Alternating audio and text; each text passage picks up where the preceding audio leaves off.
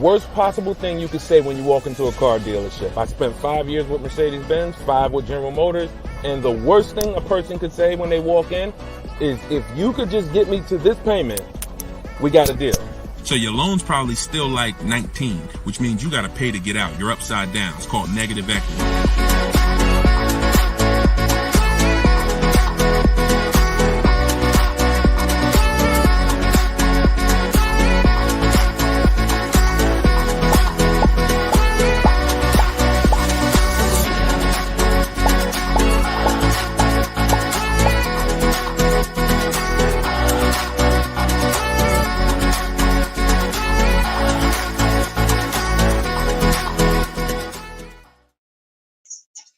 Welcome. Let me mute this because I got the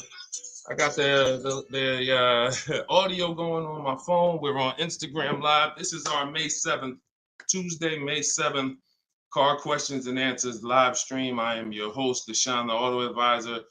You may see these broadcasts throughout the week on TikTok, on YouTube, Instagram, and Facebook. But whenever you don't see the banner above me, that means you're watching one of our live shows, so you guys can start typing your questions. If you don't know me, my name is Deshone the Auto Advisor. Let's get the quick housekeeping out of the way before we start bringing in questions. I've been in the auto industry since 2006. I left in 2020 after the pandemic. Since then, we've been focused on car shopping education, teaching you how to get the low market prices on your leases, your new cars, and your used cars by bidding and looking at multiple offers, making dealers and banks bid for your business versus how you've traditionally shopped. So that is what we do. I'm also the author of the pretty much 5-star rated digital book. It's called Cars from Home, and we're currently rated 4.94, goodreads.com. Just want to get the housekeeping out the way for those of you who don't know me. For some of you who've been on the show before on the stream, welcome back. But for those of you who don't know me, this is my new digital book. It's called Cars from Home. You can get your copy for 75% off the normal price by going to my Instagram bio, the TikTok bio, or if you're on Facebook or Instagram, you can actually scan this QR code, Facebook or YouTube. You can scan the QR code, or you can go to deshonebook.com. We have a link in the comments for you. Lastly, I am the host of the masterclass, Everything You're Doing Wrong, Buying, Selling, and Leasing Cars. Some of you have asked, I share a lot of people who are using these strategies throughout the broadcast. Some of them are people who have my book. Some of them are people who attended my free masterclass, and some of them are in my car shopping school, Maps Academy. So either way, you guys can get anything you need from me in the bios or in the comment section. So let's get started, Dolan. You can bring in the first question. This is May 7th. So if you're just getting on, we are live on all 4 platforms, May 7th, 12 p.m. Eastern time. And you can share this with your friends. Tyler from TikTok, how are you? How does gap insurance work on a lease? Great question. Gap insurance covers the amount that you owe if, God forbid, the vehicle is totaled or stolen and they don't find it. So let's just say the car is only worth $40,000, but the actual cash value if the vehicle gets totaled is, $35,000. So if the insurance company is only going to pay out $35,000, the gap insurance would kick in and cover the remaining gap. So now most leases include gap insurance, but you never want to assume that the lease includes gap insurance. Whenever you are getting your offers from dealers, when you're getting your offers, you always want to make sure that you ask for them to include gap insurance. But yeah, that's the way it works. You want to make sure 99% of leases have gap, but you don't want to make that assumption. Always ask when you're getting your quotes that the gap insurance be included. All right, great question. Go ahead, Dolan. Next one. All right, keep sending your questions, y'all. I see you on Instagram. Those of you who are on Instagram, you click that thing that looks like a paper plane, and you can actually see that you can easily invite a couple of your closest friends to the broadcast just so they know about this information when they need it. Because 1 in 5 people are shopping for a car at any given time. So 5 people in a group, 1 of them is going to be shopping for a car, and we want to make sure you guys have the knowledge you need. Go ahead, Dolan. Guys, make sure you are typing your questions all in one question. Try to get it all in one question. What's up, Instagram? This one says new car parts are hard to replace. The dealership wants old cars back. Anybody who's in the business of buying cars wants cars. So it's not just the dealerships, it's the online buyers, CarMax, Driveway, Carvana. They want cars. Local people who buy and sell cars, they want cars. Wholesalers who buy cars to sell to dealerships, they want cars. If you get what I'm saying, you understand why you need to be making people compete. See, we take one buyer. That's what you've been taught to do. You've been taught to take one buyer, one person who wants your business, and give them the opportunity to negotiate. What we teach is for you to actually go to multiple people who want that business and make them compete. And that's how we make sure we get below market prices, because we in order to get below market prices, you must see enough offers to know the market. I'm gonna say that again. In order to get below market prices, you have to know you've seen enough offers to where you know the market. Could y'all keep running up the likes on TikTok? Every time we say something that you like, if you could just tap the screen, it runs the likes up and it gets a lot of people's attention on TikTok. Let them know they need to be here. Okay, so that's what you want. Everyone wants cars back. So you want to make sure no matter where the market's going, electric cars, old cars, new cars, luxury cars, just make sure you are getting at least 5 to 6 offers every time you want to replace a car. We don't trade in cars because you are not going to get the money you could get trading cars. Now, I'm not talking to you about doing private sales either, where you list the car and then you go and you got to, have people come to your house in Facebook Marketplace. I'm talking about the people who pay cash money, inspect the car in an hour, hour and a half, and cut you a check. Those are the people we need to get 5 or 6 bids from, and that's what we teach. Those companies are very easy to find and very easy to work with. Okay, who's traded a car before? If you've ever traded a car before, type the letter T. All right, stay by your phone, y'all. This is live. This is May 7th. This is our 12 p.m. class, so stay by your phone. I want you to make sure we don't just talk here, we dialogue. All right, in order for you to get the most out of the show and for me to continue to do them, you want to make sure you as close to your keyboard so I know you're actually getting value out of the class, out of the stream, because you're communicating, engaging versus just listening. All right, I'll see you, Bell, on YouTube. Anybody who's traded a car before, type the letter T. If you've traded a car, this is important for you to know. It's almost impossible. I see you, Thomas, on Facebook. It's almost impossible, ML Headley, to get the most money for anything, not just a car, for any item on trade. So we don't trade. We don't trade. You're not going to get the most money, and you're not going to know that you got the best offer. You need to get 5 to 6 of these online offers, and that is how you replace your leases. And in the same way, look, you've left money on the table. Some of you know, I got to tell you the bad news first. Anybody who's traded a car since the internet and online car buyers have been invented, you've left money on the table. So I want you to stop. I'm suggesting you stop doing that right now if you really want to make $1,000, $2,000, $3,000 more every time you replace your cars. Okay?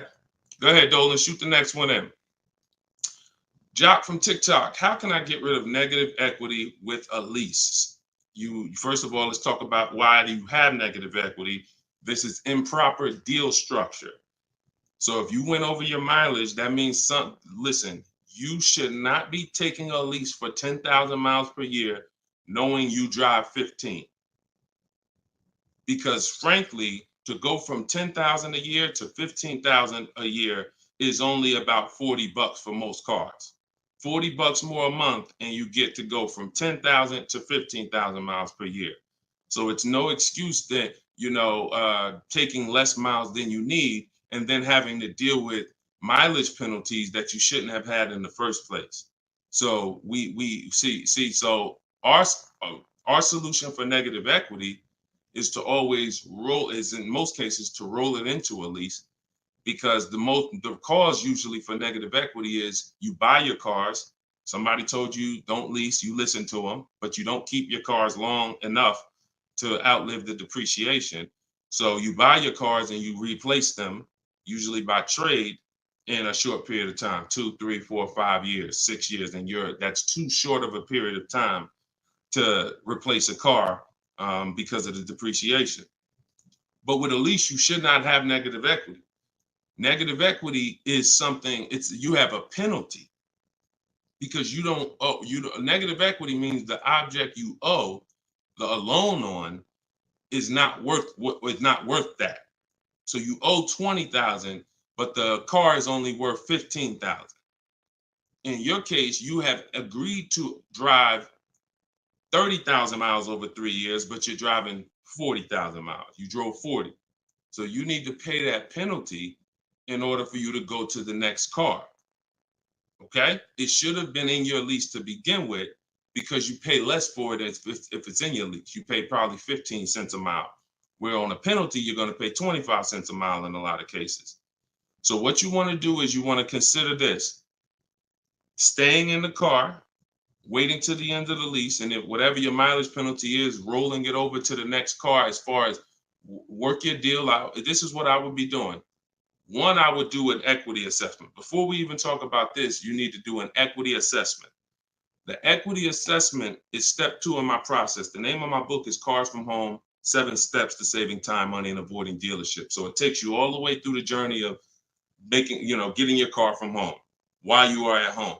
So the second step, which is right after we decide whether we're buying or leasing, is we must do an equity assessment.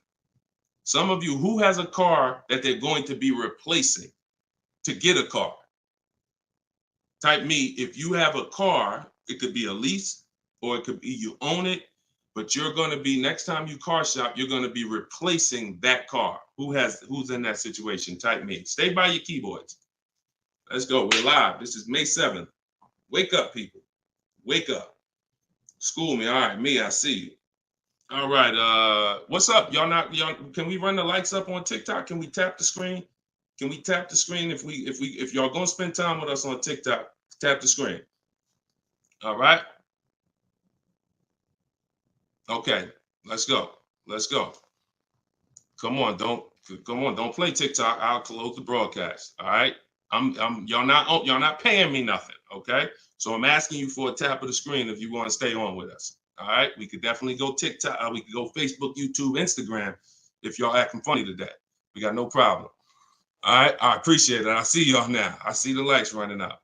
All right. So if you have a car you're going to be replacing, then everybody who just said me, then the first thing, once you decide whether you're buying or leasing, is you need to do an equity assessment. So you're going to call your bank.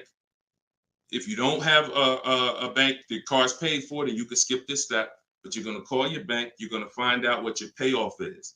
Once you find out what your payoff is, you're going to now, if you have a lease, you're going to ask them, do you have a third-party restriction? Now, once you make a note of those things, that's 4 different paths. See, I just talked to 4 different people. It's very important that y'all understand that I don't teach one size fits all car buying advice. So you got to listen closely to see, oh, is he talking to me? Oh, that's what group I fall in. So I just said, some of you are going to replace a car. You have no money you owe on it. You don't need to call your bank. Everyone else, lease or purchase or finance, you need to call the bank, and then you're going to ask for your payoff. Once you have a lease, you're going to do this next step. So some of you who don't have a lease, you don't have to do this step. Then you're going to ask, do I have a third-party restriction? And you're going to make a note of that. And you're going to put yourself into one of those 4 categories. Okay, this is broken down. This is step 2 in my book. So once you get that information, you're going to go online to CarMax, Driveway, Carvana, Kelly's Blue Book, Instant Cash Offer. Please do not come talking about what Blue Book says. Algorithms in this market mean nothing. The only thing that matters is cash offers. So you're going to go to these people to get your cash offers: CarMax, Driveway, Carvana, Kelly's Blue Book, Instant Cash Offer, Car Guru, Sell My Car, and AutoNation, Sell My Car. That's 6 offers. And once you have those offers, you will know where your equity position is. You will know if you have equity in your vehicle. You will know if you have no equity in your vehicle. If you are leasing, then there is no such thing as negative equity. Because let's say your payoff is $20,000 and your highest offer is $18,000. You don't have negative equity, you don't owe that. That just means when you go to drop off your vehicle, you can't sell it and make money. That's what that means.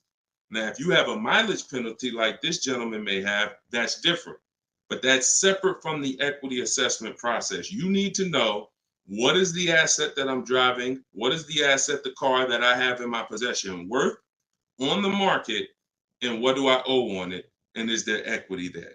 So that is the step you do before you think about shopping and getting offers, because we break our transactions down into 3 categories. Who we buy our car from, we're getting bids. Who we get our loan from, we're getting bids. And who we sell our car to, we're getting bids. So this is very important in our process of how we get below market deals from home. Okay, so do that step, Jock, and that's what and you go from there. Everything I'm talking about is in my new digital book, Cars from Home: 7 Steps to Saving Time, Money, and Avoiding Dealers. Shoot the next question in, Dolan. Everyone who wants your copy, you can get it for 30 minutes at 75% off. It's normally $97. So everyone who's gotten this book, and we've gotten close to probably 6,000 people at this point, the book is $97. But when you go to my bio now, or my Instagram or TikTok bio, you can get your copy for 75% off, which would be $24, but it's only for 30 minutes. If you're on Facebook or YouTube, just check the comments and go to deshonsbook.com. You got 30 minutes to get your 75% off. Okay, Tyler from TikTok, rolled over $14,500 from a trade into a 36-month lease. Payment only $54 a month. Is this a good strategy? Payments only $54 a month? What do you mean by that, Tyler? $54 a month. How could the payments be $54 a month?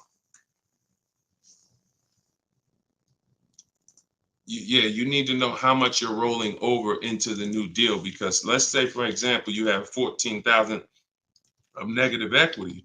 Just that alone is $400 a month. Just the negative equity. So I'm trying to find out what you mean when you say rolled over 14.5 from a trip. Oh, wait a minute. I think I know what you're saying. You are essentially prepaying your whole lease. What he's saying is he's taken all of the car that he is trading, which I just told you how much I'm not a fan of that. But he's now essentially doing a one-pay lease, or you're doing a huge down payment. So this is very important. You could be about to really lose your shirt right here. This could be extremely bad for you. You need to make sure you check what I'm about to say to you. If all of that money is being treated as a cap cost reduction, which is essentially a down payment on a lease, let's just say your payment would normally be, matter of fact, let's do this math real quick. And this is why having a consultant and having an advisor and getting education saves you thousands of dollars. Now, $14,500, you are talking about, if you put that into a payment form, your payment would be $400 a month higher, plus the interest on that, plus the taxes, plus the interest on that. So let's call it $430 plus this $54,000 this $54 a month. So let's say your payment would have been, without you trading, would have been like $485 a month. So if they're treating all of that as down payment, then here's what's happening. You're just prepaying the lease. So you have no protection. If that vehicle gets totaled, you are out $13,000. You won't be, anything you put into that vehicle, you're out. That money's gone if the vehicle's stolen or totaled. So what it makes more sense to do is to see if there's multiple security deposits that you could put. You need to get your offers, though, with no money out of pocket, because you can't look at one-pay leases and you can't look at multiple security deposits if you don't know what the original deal was without them. So if my payment is $500 a month, and then if I put multiple security deposits down, it lowers it to $450 a month, then that could be a good offer. If it lowers it $20 a month and I got to give them $6,000 to hold, then it doesn't make financial sense. That's not a good return on you holding $6,000. But I'm always comparing it. This is something we teach called advanced leasing strategies. This is not for everybody. So but you need to determine when you're doing a one-pay lease, all you're doing is giving them all of this money up front so they can lower the actual interest on the lease and see what the payment comes out to with the lower interest. So you have to get offers without down payments. This is why I'm saying when we shop, we never shop with down payments, whether we're buying cars or leasing them. We never shop with down payments because when you're putting all this money in, you can't assess the deal because you don't know how much of this being a low payment is because I put all this money down. You need to know you have a deal before you consider what monthly payments is going to be.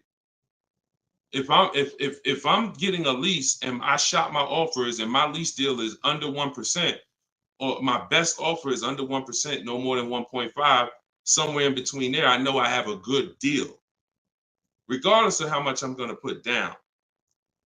So, and when it comes to purchasing, I need to know people worry about the payment. Some of you are worried about the payment. You don't care about what you're buying the car for, and you're worried about the wrong thing because you're thinking about the loan you're getting.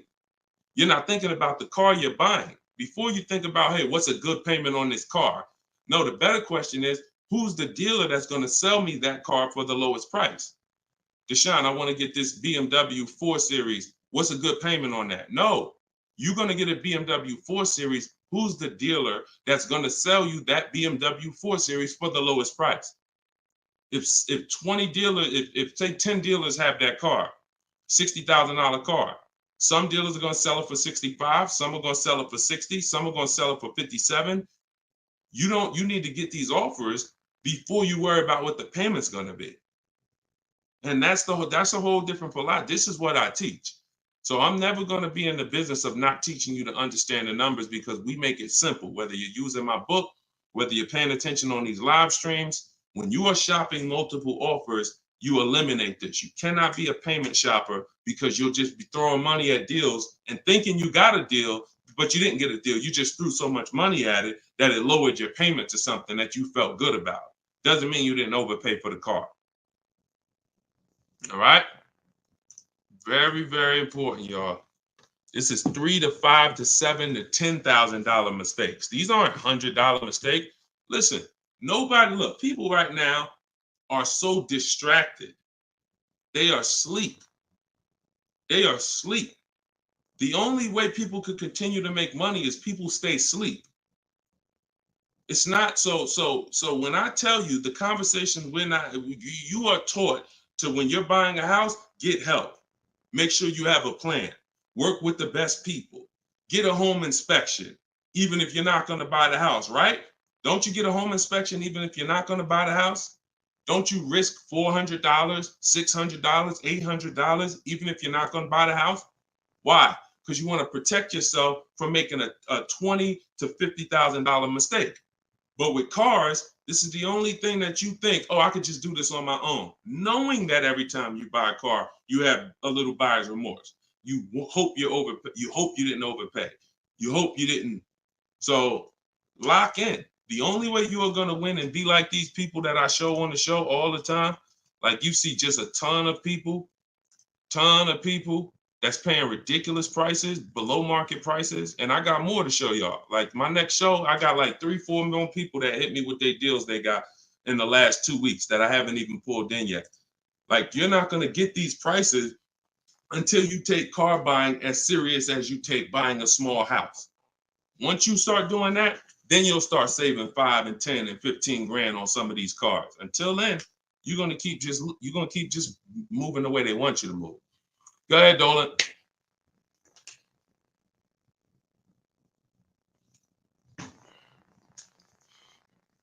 Is there any way to get out of a car with too much negative equity? No.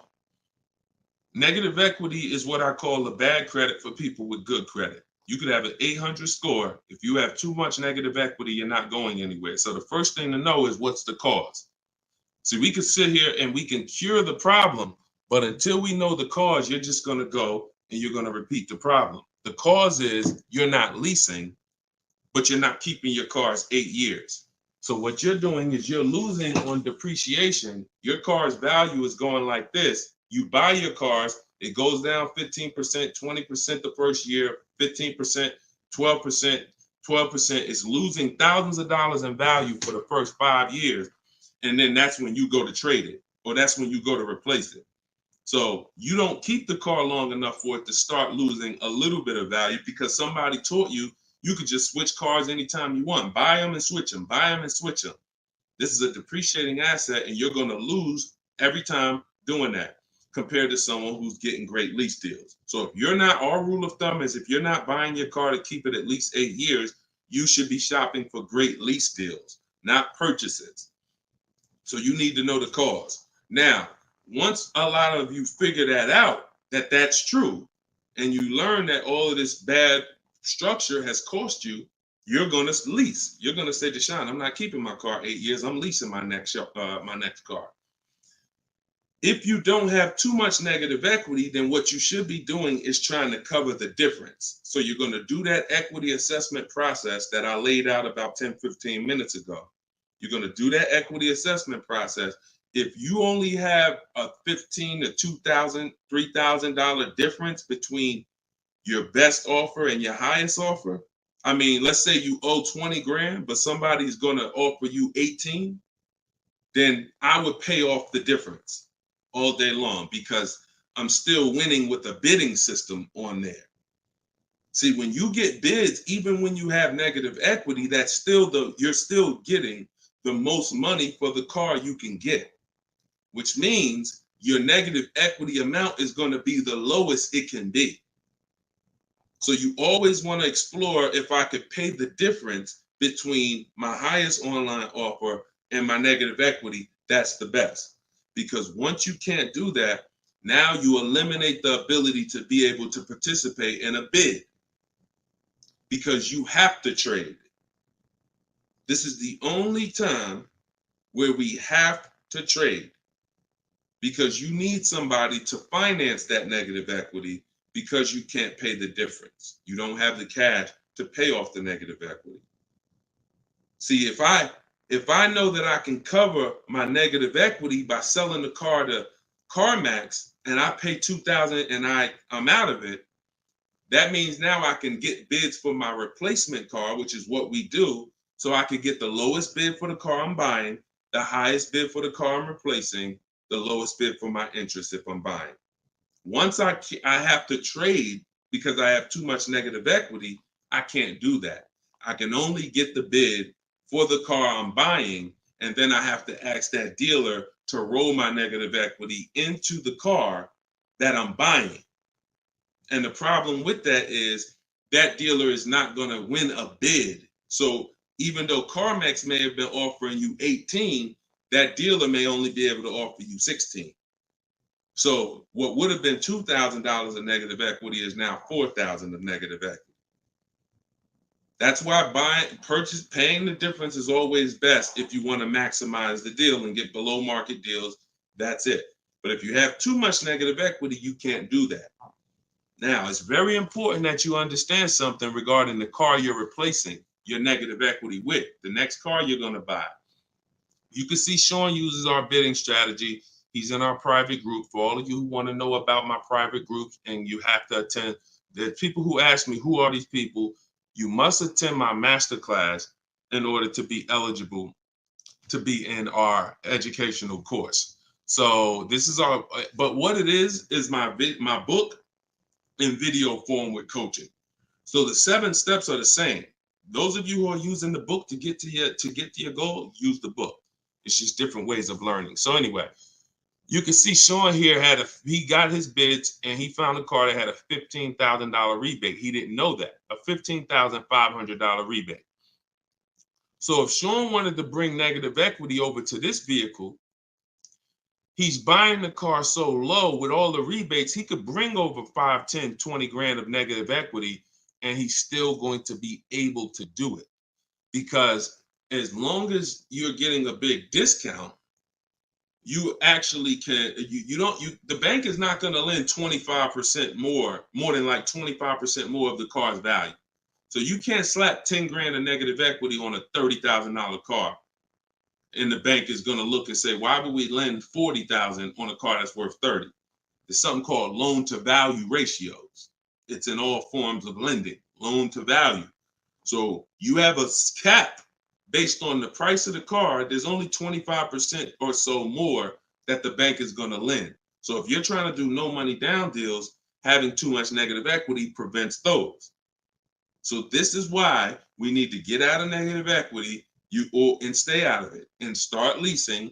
Stop buying your cars. The only time you actually switch from a purchase with negative equity, I own my car and then I'm switching to another car and it's a purchase, not a lease, is if you had like an emergency. You were going to keep the car 8-9 years, but you just had a bunch of kids and now you need a whole different car. It's a life, but if you're not keeping the next car 8+ years, you shouldn't be buying again. You're going to be back in negative equity every time. Okay? All right. Go ahead, Dolan. You can shoot the next question.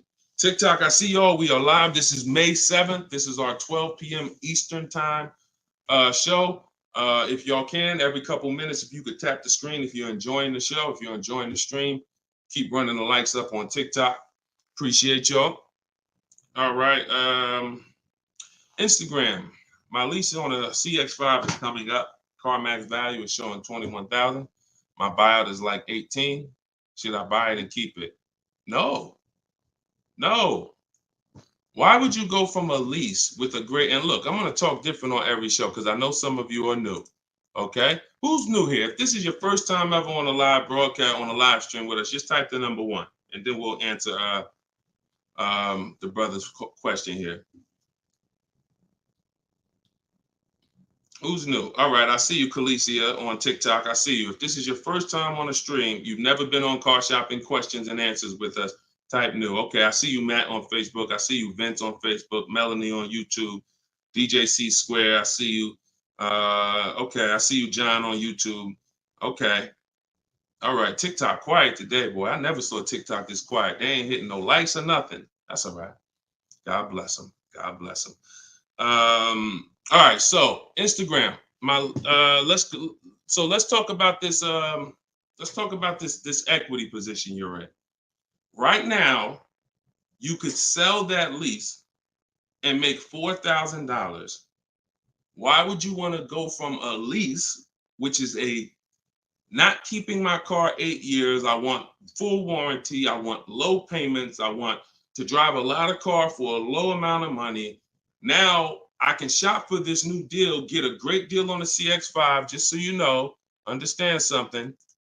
CX, look, let me show you something. This was Tiffany rode in, and Tiffany got a Mazda CX50 a couple weeks ago, not too long ago. Look at this.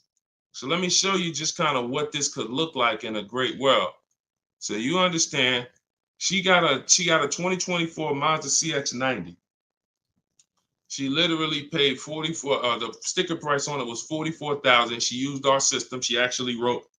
This is a testimonial about the book, so you can see at the top says, "I believe we got a great deal from what we learned from the rest of the book." So look at this. She got bids, $44,800 vehicle. She ended up getting a $6,530 discount. That was her best offer. And then, so her lease payment on this would be incredibly low if there's a good lease program. But you're not going to save this kind of money negotiating. You want to sit at home, get bids, contact at least. We don't make a decision until we get 5 to 7 offers. We will not make a decision on a car until we get 5 to 7 offers, because 80% of dealers are overpriced. So you say you can get you might be able to get a lease price on this car for, $400 a month, no money down, for, $450 a month. Something, it might be lower. I don't know what the below market deal on your replacement Mazda is going to be. And then you could actually put that 21.4 in your pocket. So you could say, hey, the difference. So you would sell the car to CarMax for, and you would make $3,400. Just so you know, my mother sold her Mazda 2 years ago when the prices were real high, and she made $10,200. So why would I go from being able to do a deal like that, getting a new car, low payment, no money out of my pocket, put $3,400 from my old lease into my bank account? Why would I want to go from doing that to buying a used car, which is buying a 3-year-old Mazda, which is what you're suggesting when you say, should I buy it and keep it? What about that deal makes it better? If you figure this, Your buyout's 18. What's the payment on $18,000 plus taxes? 20 grand, 21 grand. What's the payment? 400 a month for 5 years. So why would I go and buy a 3-year-old used Mazda for 400 a month when I could go and I could lease a brand new Mazda for 400 a month and then turn around and again, if you're not buying this car to keep another 8 years, it makes no sense to buy a used car right now. It makes zero financial sense. Not only that, you're gonna spend the same amount of money over the years that you could have drove brand new leases for. There's no benefit. There's no benefit. This is what it is. We've seen this thousands of times over the years, hundreds at least. You know, I know it's happening thousands of times. People are buying their leases every day. They're not realizing they're just buying a used car. That's all you're doing. So I go from leasing to buying a used car, which means something in me has to change. Those of you who are buying used cars, you should be buying them to keep 8, 9, 10, 12 years. Not 4 years, 5 years, 6 years. You're driving old cars for the same prices you could be driving brand new leases for. Same prices. So why would I drive a bunch of older cars, 5, 6, 7-year-old cars? By the time I pay it off, it's 10 years old, 11. Why would I do that if I could be driving brand new cars for the same prices?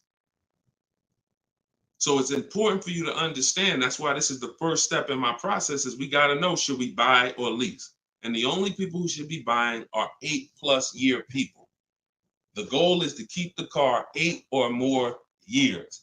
Then we're going to buy it. Yep. I'm here. I see you. You know, I always butcher your name, but let me just call you EP. EP, I see you. Go ahead, Dolan, shoot the next one up. We got a couple more minutes. We're on here for a couple more minutes. How do you negotiate a purchase online? Looking at a car 3 hours away and I'm not able to go in person.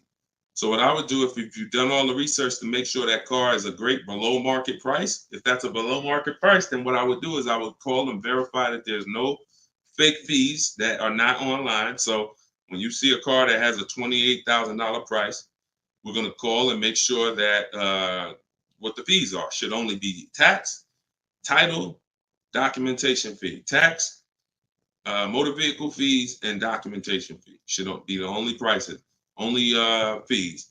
And once I verify that, what I'm going to do is I'm going to go home. I'm going to get out there immediately, and I'm going to see the car.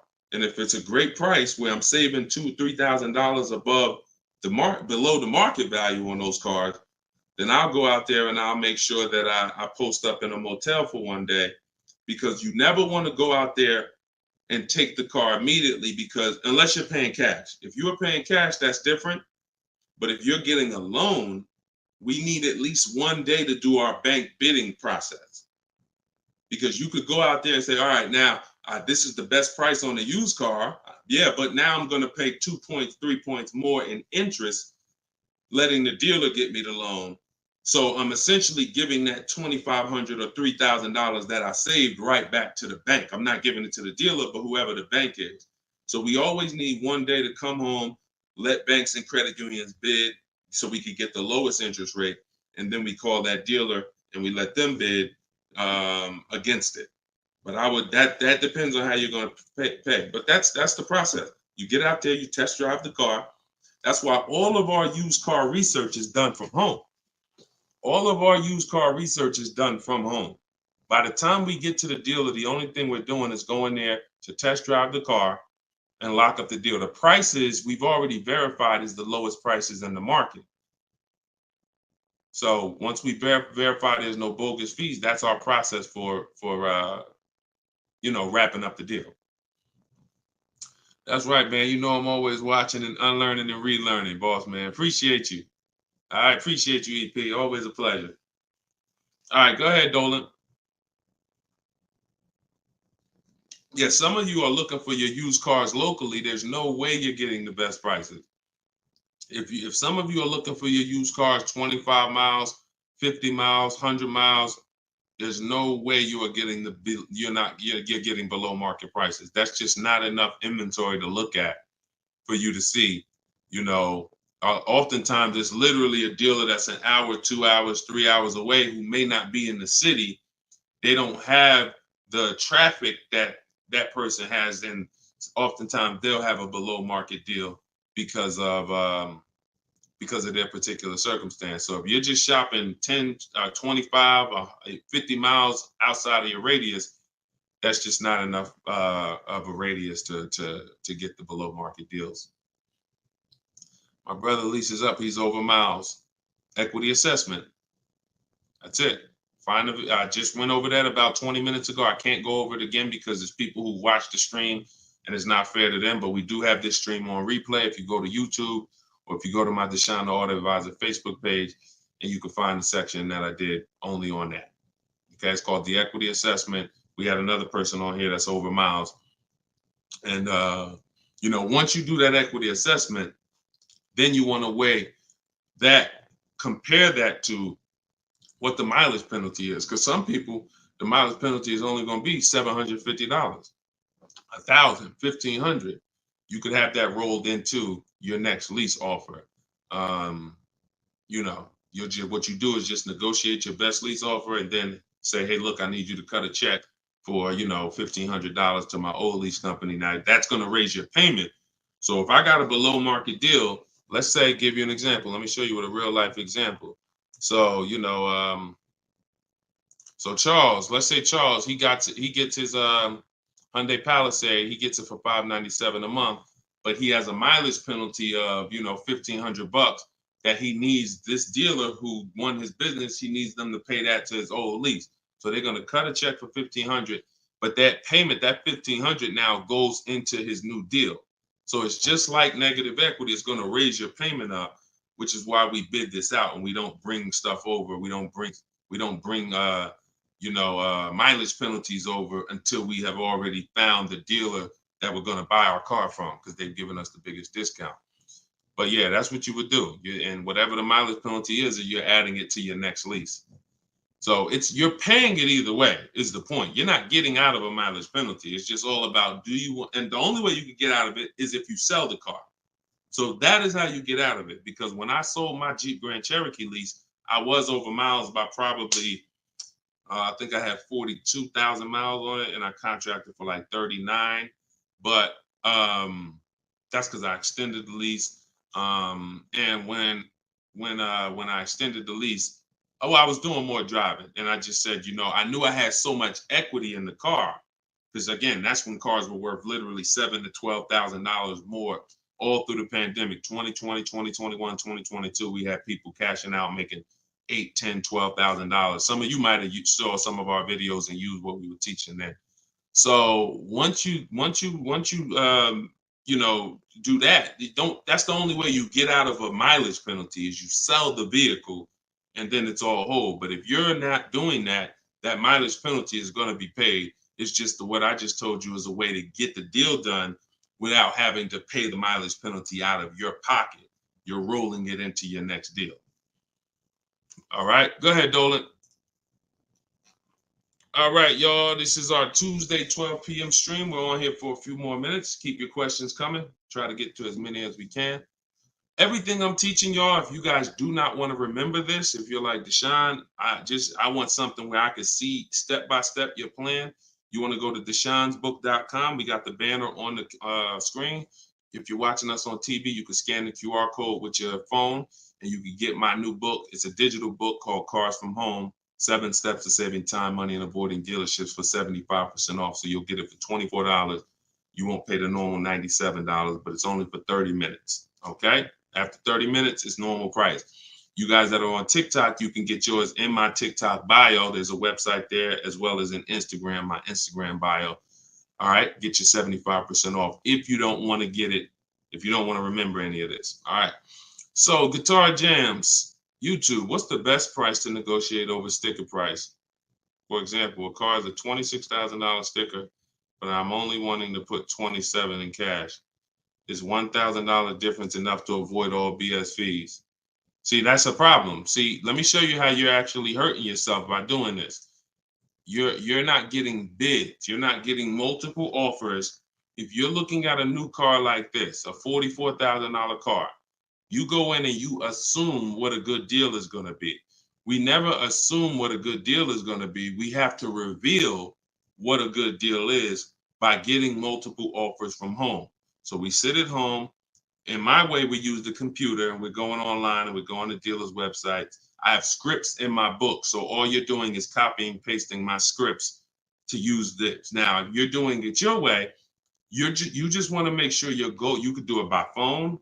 I don't care how you do it, but your goal is to get 5 offers. Because until you get 5 offers on these new cars and on these leases, you're not going to ever know what the best deal really is. Because 80% of dealers are overpriced. So when you look at something like this, if you said, okay, $44,820 car, like the one I got on the screen. If you went in there saying, well, I only want to pay $46,000 all in. Look at what she paid. She paid net $40,300. Look, this was her base price. She got $38,289. Her net price was $40,300. So if you would have went in here on this car saying, well, it's 44, look, I'll give you 46,000 all in. You would literally have overpaid more than Tiffany by $6,000. Let that sink in. You can't go in feeling for the bottom, brother. You will certainly get somebody will take a vacation on you. Their commission they're gonna make, well, that's probably an $8,000 profit deal to the dealer, $6,000 profit to $8,000 profit, and somebody's getting a $1,500 commission on you because you just went in. Oh, let me guess what I think a good price is going to be. Not knowing if there's any rebates on the car, not knowing anything about it. I'm just going to guess. Look, what if Sean would have went in? Look, what if Sean would have went in talking about, this truck is $73,000. I'm gonna offer them $73,000, but they gotta include all the tax, all the fees. I'll give you the asking price, but you gotta include all the tax and fees in. Look, he ended up getting with bids $57,000. He would have overpaid by $20,000, $15,000. And I'm sorry to tell you that some of you are doing it every day. You've done it on all your cars. You've overpaid, not using these strategies. And I want you to stop. You're free to do what you want to do. You want to stay in the old way. But the people that you see that are getting these deals, these people that are posting, listen, when you get a great deal, you post the deal. See, when you get a car, pay attention, yo. Pay attention to what I'm about to say. It's very important. When you actually have strategy to get great deals, you actually post the deal. This is our private group where we post our deals. Look, people are not just happy about the car. Look, Eddie, I ended up getting multiple offers, got a Toyota Camry hybrid. This was last year when these cars were literally on fire. Look, quote, getting quotes as high as 10 grand over sticker. Look, I got $2,086 under sticker.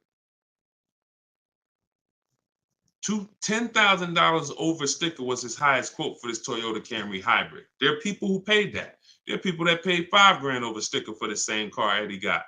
There are people who paid sticker. Thought they were getting the best deal. Man, I got mine for sticker. He got his $2,086. Some of you who might see this broadcast, you might have said, you might have the same car. Deshone, wow, man, I got that same car. I paid 4 grand over sticker to get mine. Yeah, Eddie at the same time, same year, paid $2,086. Sorry to tell you, but you overpaid about 4 or 5 grand.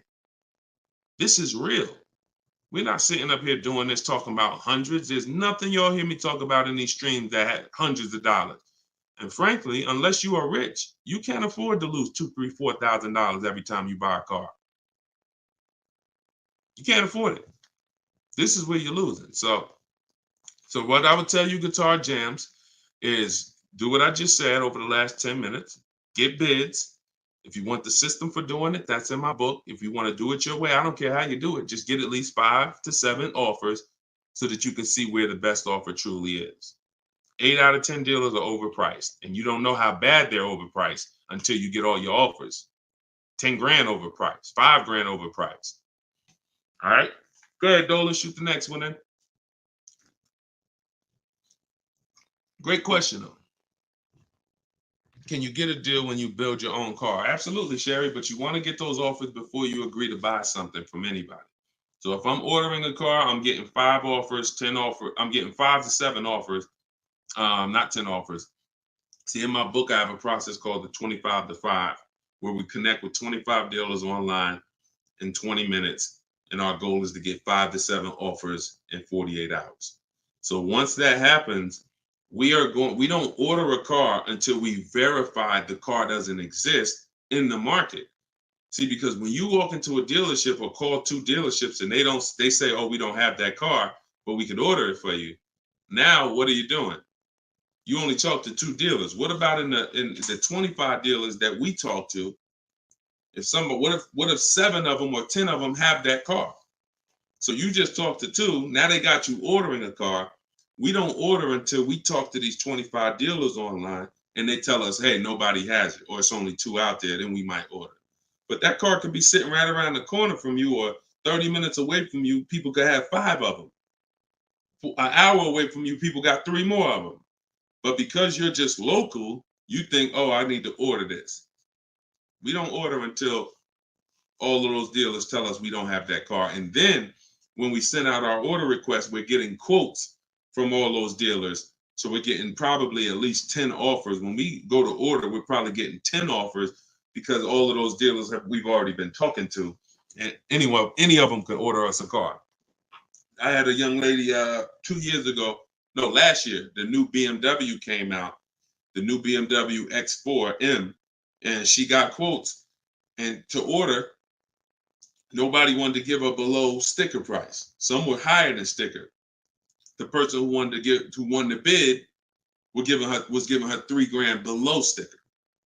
But the car had a bad lease program though, so she ended up not getting it. But $3,000 below sticker. If she was purchasing that car, that would have been a ridiculous deal. Brand new BMW, new body style, $3,000 below sticker. But that's bids.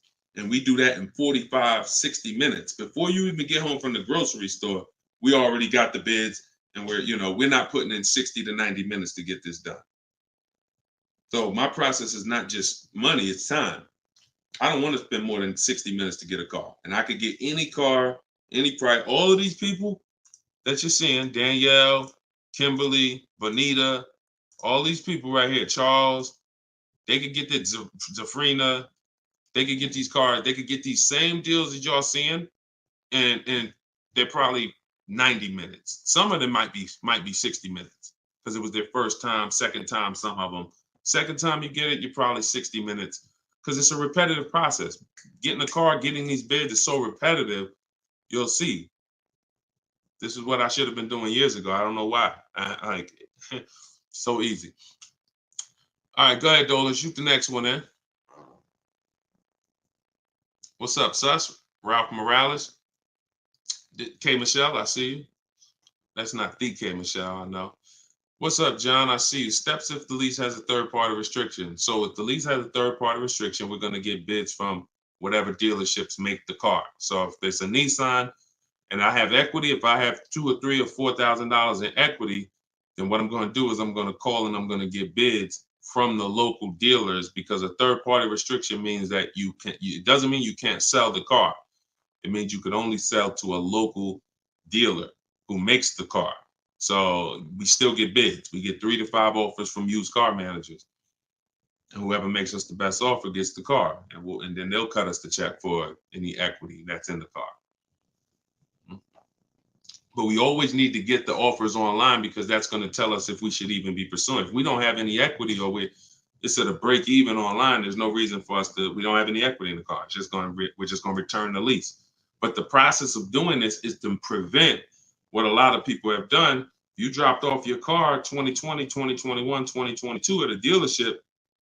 If you dropped your old lease off and you didn't do an equity assessment, chances are you gave up a lot of money. And some of you are like, well, Deshone, I did that. I gave them back my old car, but then they gave me a great deal on a new one. You have no idea how much equity they used out of that car or how much they kept.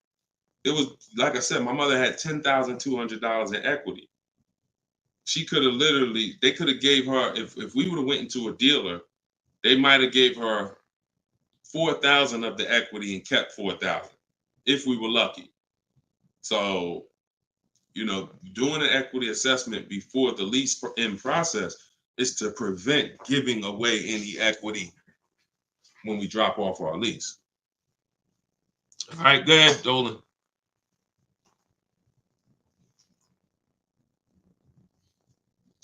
This is our Tuesday, May 7th live show, 12 p.m. If you don't see the banner above me, that means we're live. So you can type your question. Dolan will bring them in. We got another couple minutes. Hey, Deshone, currently in talks with dealers for a good offer. Thanks for all your help. Great. I feel empowered and confident I'll get the best price. Get the book, everybody. Stop leaving money on the table. Thank you, Nico Smooth. See, it's empowerment. It's the only way to feel empowered. You are not going to feel empowered going and negotiating with a car salesman. Anytime you're working with us, it's already set up for you to leave not able to guarantee you got the best deal. Nico Smooth, he's going to guarantee it. I don't know if that's a woman or man, but they're going to guarantee it because they're getting offers. They're getting offers. If you went in, if you had to buy a 100-inch TV and you just went out right now in the first store you found that had one, you just paid it. Or you looked and said, man, I think that's a good price. 100-inch, man, that's only, $900. I feel like that's a great price. Meanwhile, you didn't look on Amazon. Amazon had a better brand for, $200, $300 less. Or Amazon had the same brand, or Walmart had a better brand for $300 less, or Best Buy. These are the same principles.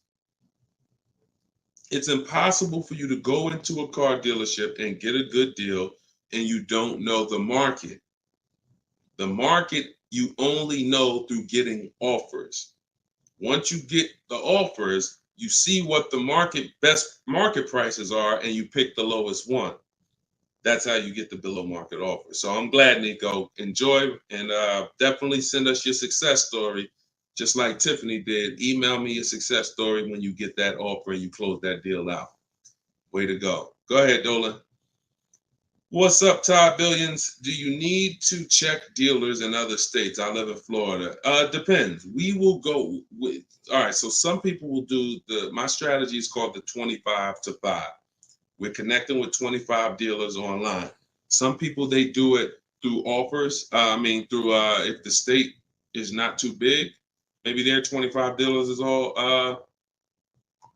if the state is really big, maybe the 25 dealers are all in the state. But some people, they might only have 12 dealers in their state, and so they're going cross state lines, and that's very common.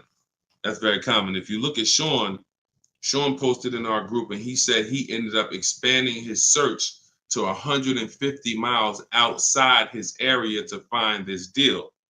He said, I'm going to another state to pick this up, which is something I never would have thought of before, or would have before he attended the class. So he attended my master class. All of you who want to attend my free master class, it's called Everything You're Doing Wrong, Buying, Selling, and Leasing Cars. You can go to my TikTok bio, and you can go to my Instagram bio. We have a comment in the comment section for you guys who are on Facebook or YouTube. But this is, the local business is going to die. When you see and you shop online the first time properly, you're going to find out that the local business is going to be dead to you unless they win the bid. And you're not going to be committed to local anymore, because look, Sean is driving to another state because his best offer, it saves him $4,000. So no other dealer near him made him the other offer. This dealer that's in another state made him, and it's $4,000 better. So literally, if he has to drive 4 hours, 2 hours there, 2 hours back, he's literally making $1,000 an hour. This is the money we talk, big money talk. So yeah, go as far as you need to get 5 to 7 offers and get the below market deals tied. Go ahead, Dolan, shoot the next one up, brother. Great question.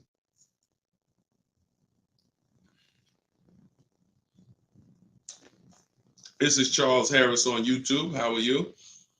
Hey, Deshone, why you don't have PayPal for a payment method? Um, that's a great question. We've used PayPal probably twice since we started our company in 2021. We just found that Stripe was a better company to work with for the business. We do have, I believe we have Klarna. So for those of you who are familiar with Klarna, they'll let you break up the payments interest free. For the book or any product we sell, we make Klarna available for the last year. But PayPal is just a little different to work with. We've enjoyed working with Stripe. So hope that helps. Go ahead, Dolan. Right, we just hit the hour mark. Got a couple more. We'll try to take a couple more before we wrap. Lenice from Instagram. By the way, everybody, if you just jumped on, this is our Tuesday, May 2nd, May 7th, rather, 12 p.m. live. So we are live. So feel free to ask your questions. If you don't see the banner above me, then that means we're live and you can type your questions. Is purchasing a car from Enterprise Car Sales a good idea? If in order for me, when we're shopping for used cars, like I have this used Infinity truck. We got it a year ago. It was 2020, so it was 3 years old. When we found that car, when I narrow it down to my top 3 to 5 used car options, they have the best title histories, the best service records, the best accident records. They're the best price in the market. They're below market. And then I verify what the brand new price was, because you can't know a car is great until you know the new car price. Because if a car was 50,000 and they're asking 30, that's different than a car that was 55,000 and they're asking 30. The $55,000 one has more value, has more equipment, more options, so it's a better value. So it's impossible to get a great deal on a used car without knowing what the original price was. So you might have picked a car that's, this one is 30,000, but again, the original price was 50. Meaning, while another one might be 31,000, it's $1,000 more, but the original price was 55 or 57. So you got to know what was in the new car price to be able to compare when we're getting. So if I narrowed it down and that Enterprise car was in that bunch, I'm not opposed to it as long as it has great service records, great accident history, great title records. But the title is going to show as a rental. So when I say great title history, you got frame damage, you got salvage titles, you got rebuilt titles, cars that have been totaled, rebuilt. You have different forms of title: personal lease, personal vehicle, corporate lease. These are all different categories of title. So if you get one that has a rental, then that price needs to be considerably less than the other cars on my list.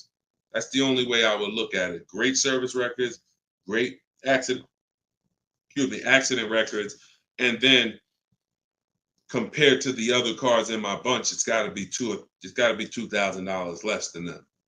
1,500, 2,000 less. So that's the only time I consider it. Go ahead, Dolan.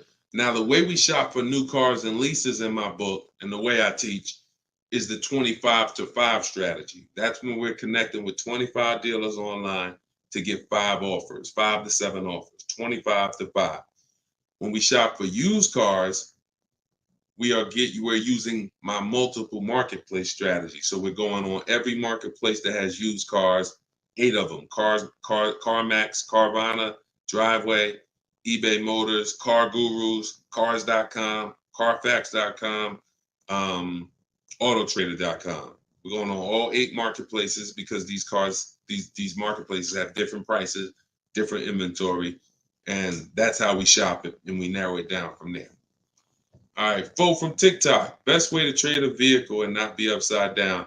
We already had 2 questions about negative equity. So what you want to do, Fo, is either go to YouTube and go to Facebook. The replays are there once we end the show. Just find somebody who had that same question. Somebody asked about replacing a car that they had negative equity on. Upside down, negative equity, same thing. Just 2 different terms. Go ahead, Dolan.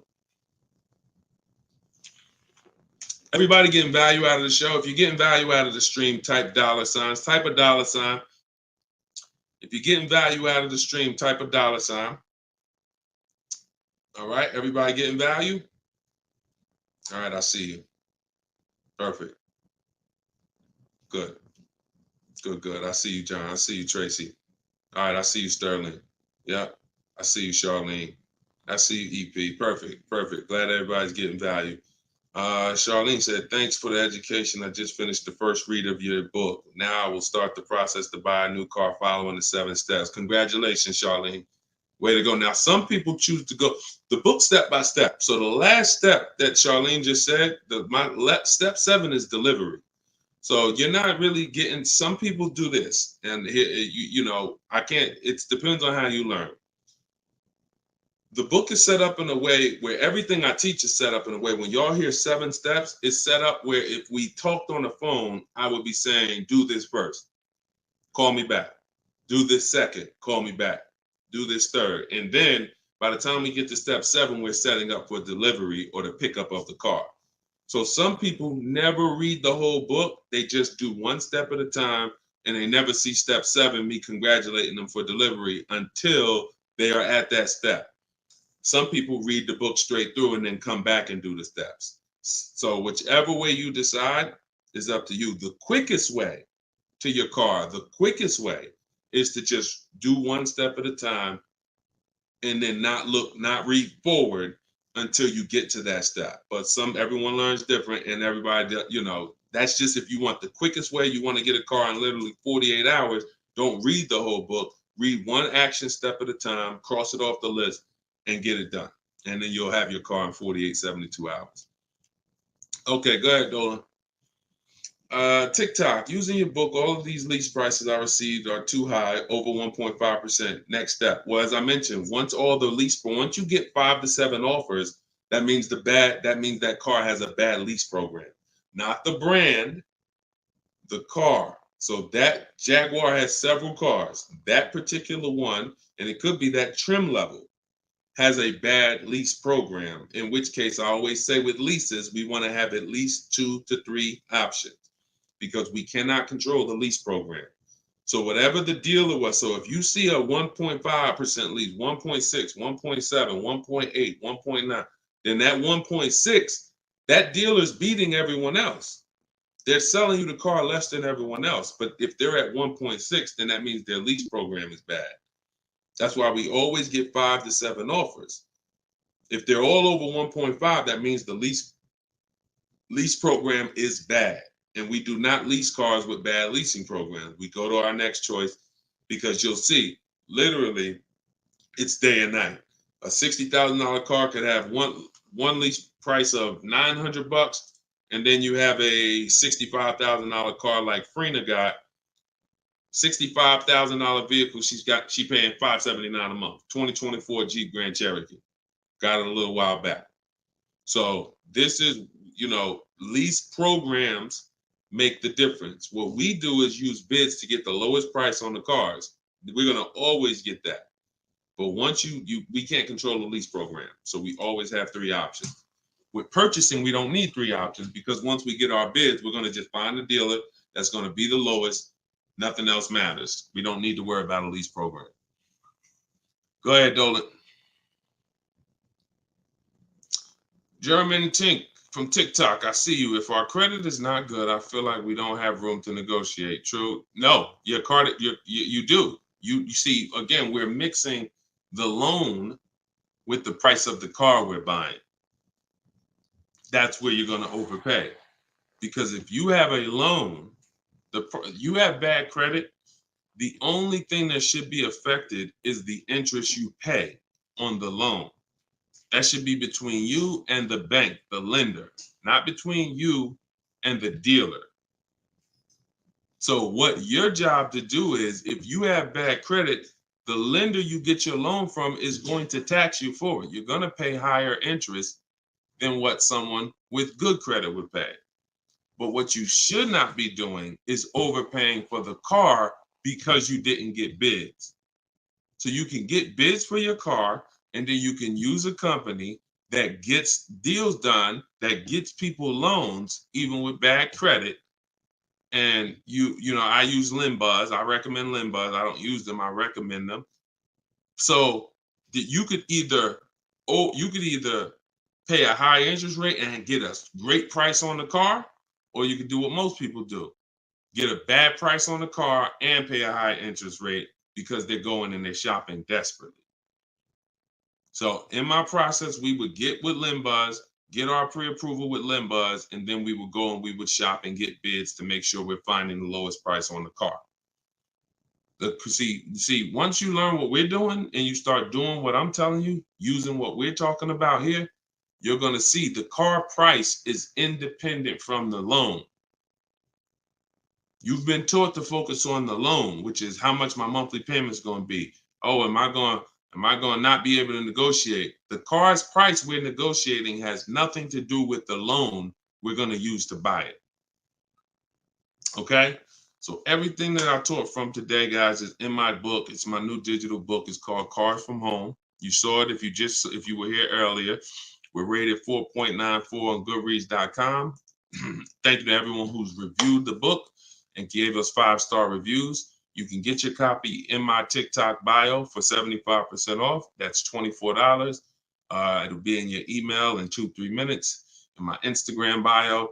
But don't let that timer run out, because then the price does go back up to $97. You can get yours for 30 minutes.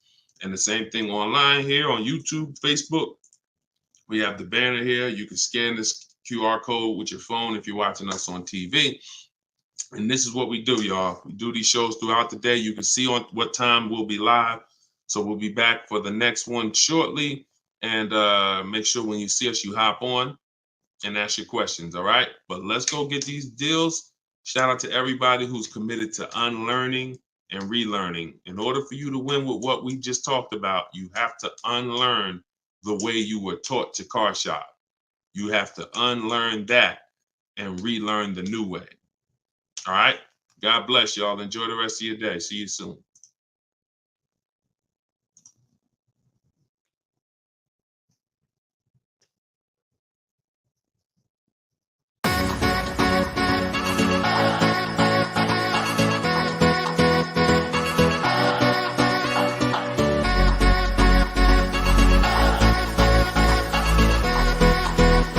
The worst possible thing you could say when you walk into a car dealership. I spent 5 years with Mercedes-Benz, 5 with General Motors, and the worst thing a person could say when they walk in is, if you could just get me to this payment, we got a deal. So your loan's probably still like 19, which means you got to pay to get out. You're upside down. It's called negative equity.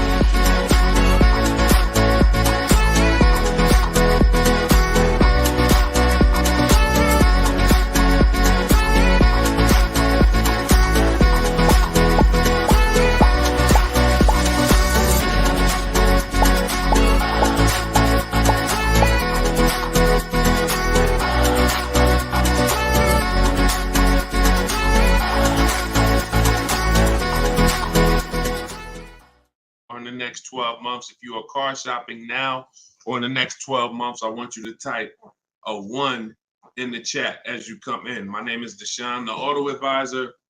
I do these live streams throughout the week to answer questions when it comes to car buying the new way.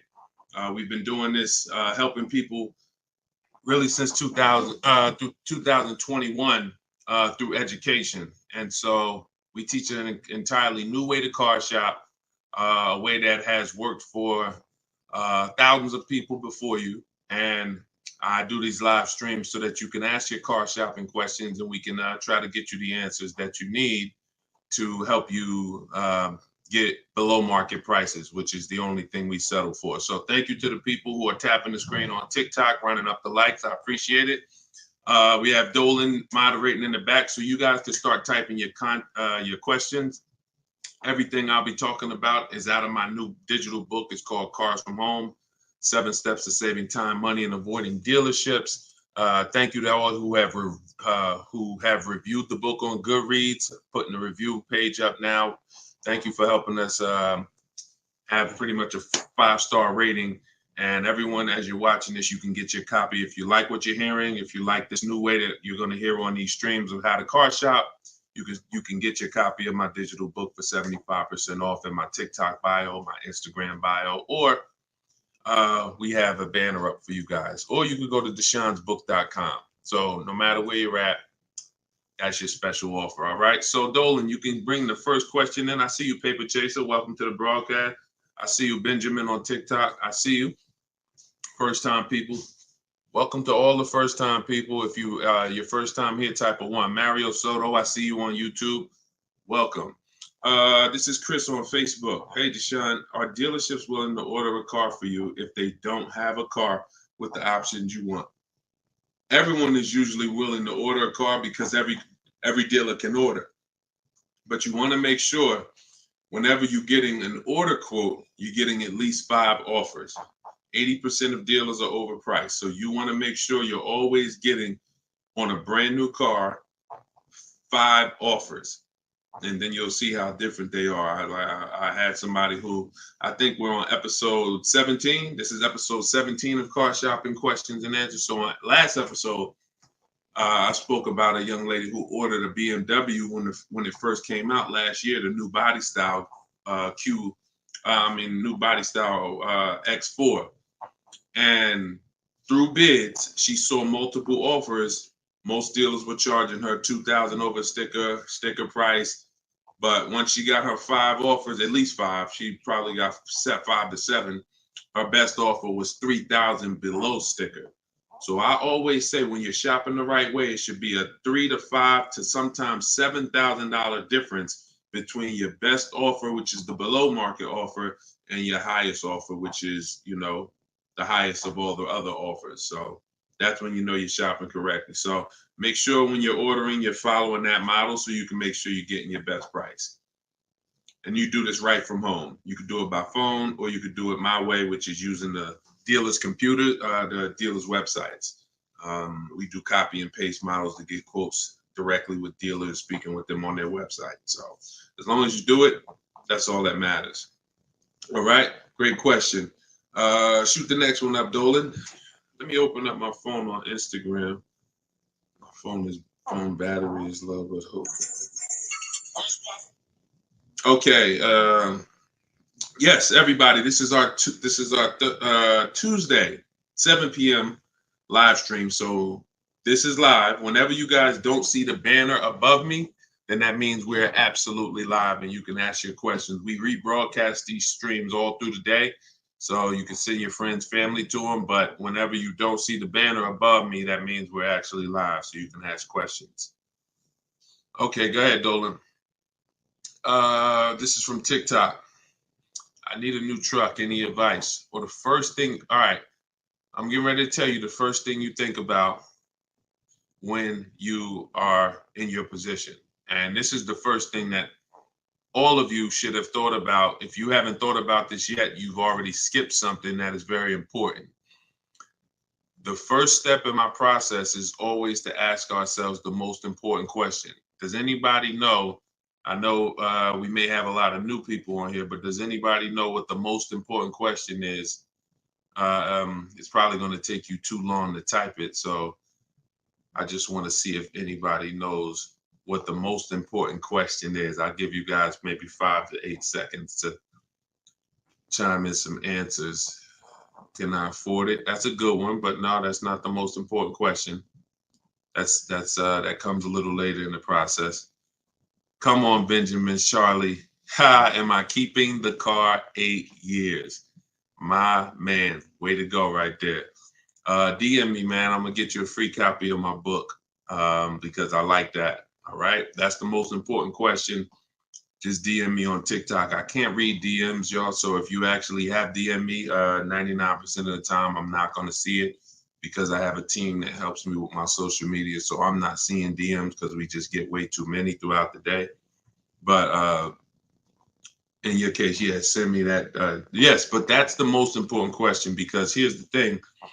The first thing you want to think about is how long you're going to keep it because you're about to buy something that's going to go down in value. You're not going to get the most value out of it until after 7 years. that's when you're going to get the most value. Everything before that, who knows, when I break these things out, I'm showing you the depreciation curve. And this is how your vehicle is losing value. So if you buy a new vehicle, it's losing value like this. If you buy a used vehicle, it may be losing value like this, but it's going down thousands of dollars every year. So until you keep the car long enough, some of you are just not keeping your cars long enough to win, because you're turning around and replacing your cars while it's still like this.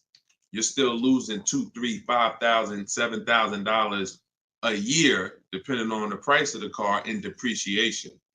Now, when you keep your car long term, you're going to beat depreciation, because eventually your car starts to, like, who has a car outside right now that's at least 8 years old?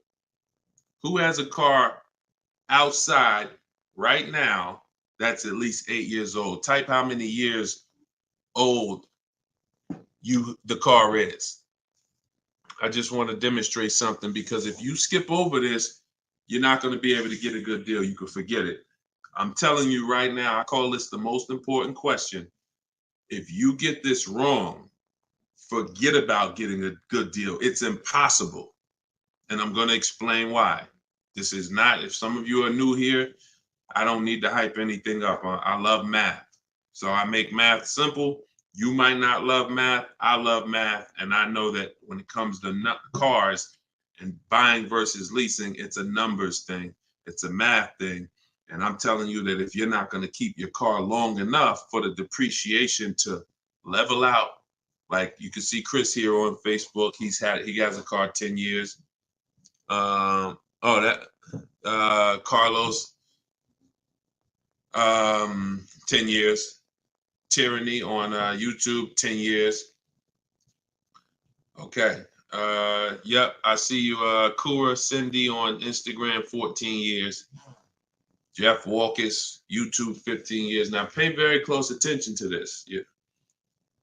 You'll notice that the way the amount your car is worth today, it's going to be worth almost the same thing next year. It's going to be worth almost the same thing next year. If your car right now is worth, if it's 9 years old and it's worth $8,000, a year from now it's probably going to be worth $7,600. That's when you have beat depreciation. Tap the screen on TikTok if that makes sense. See, if your car is only losing, some of you see these answers, until you are actually keeping your car long enough. It's not about when you pay off the car. A lot of people think that that's the car's paid off. It doesn't matter. The value of the car is going down. This is why I call this the unseen expense. Depreciation is the unseen expense. And so how do we beat it? You can't replace the car in 2 years, 3 years, 4 years, 5 years, 6 years, 7 years. Can't replace it. You have to replace it either after that, or if you're not going to keep it that long, you should be shopping for a lease. And I'm going to show you the numbers before we move on from this. I'm going to make this point very clear. Now, this is step 1 in my book. This is why if you don't get this step, you cannot get a great deal on a car. So Instagram, I just want to let y'all know that if you're enjoying what we're doing, there's a button that looks like a paper airplane at the bottom of the screen. If you could hit that and just quickly in 10 seconds, tap 3 friends or 1 friend, anyone, I don't care. Just invite people over, because I know they'll appreciate it. Because a lot of you guys have friends right now that are outside in dealerships getting overcharged as we speak.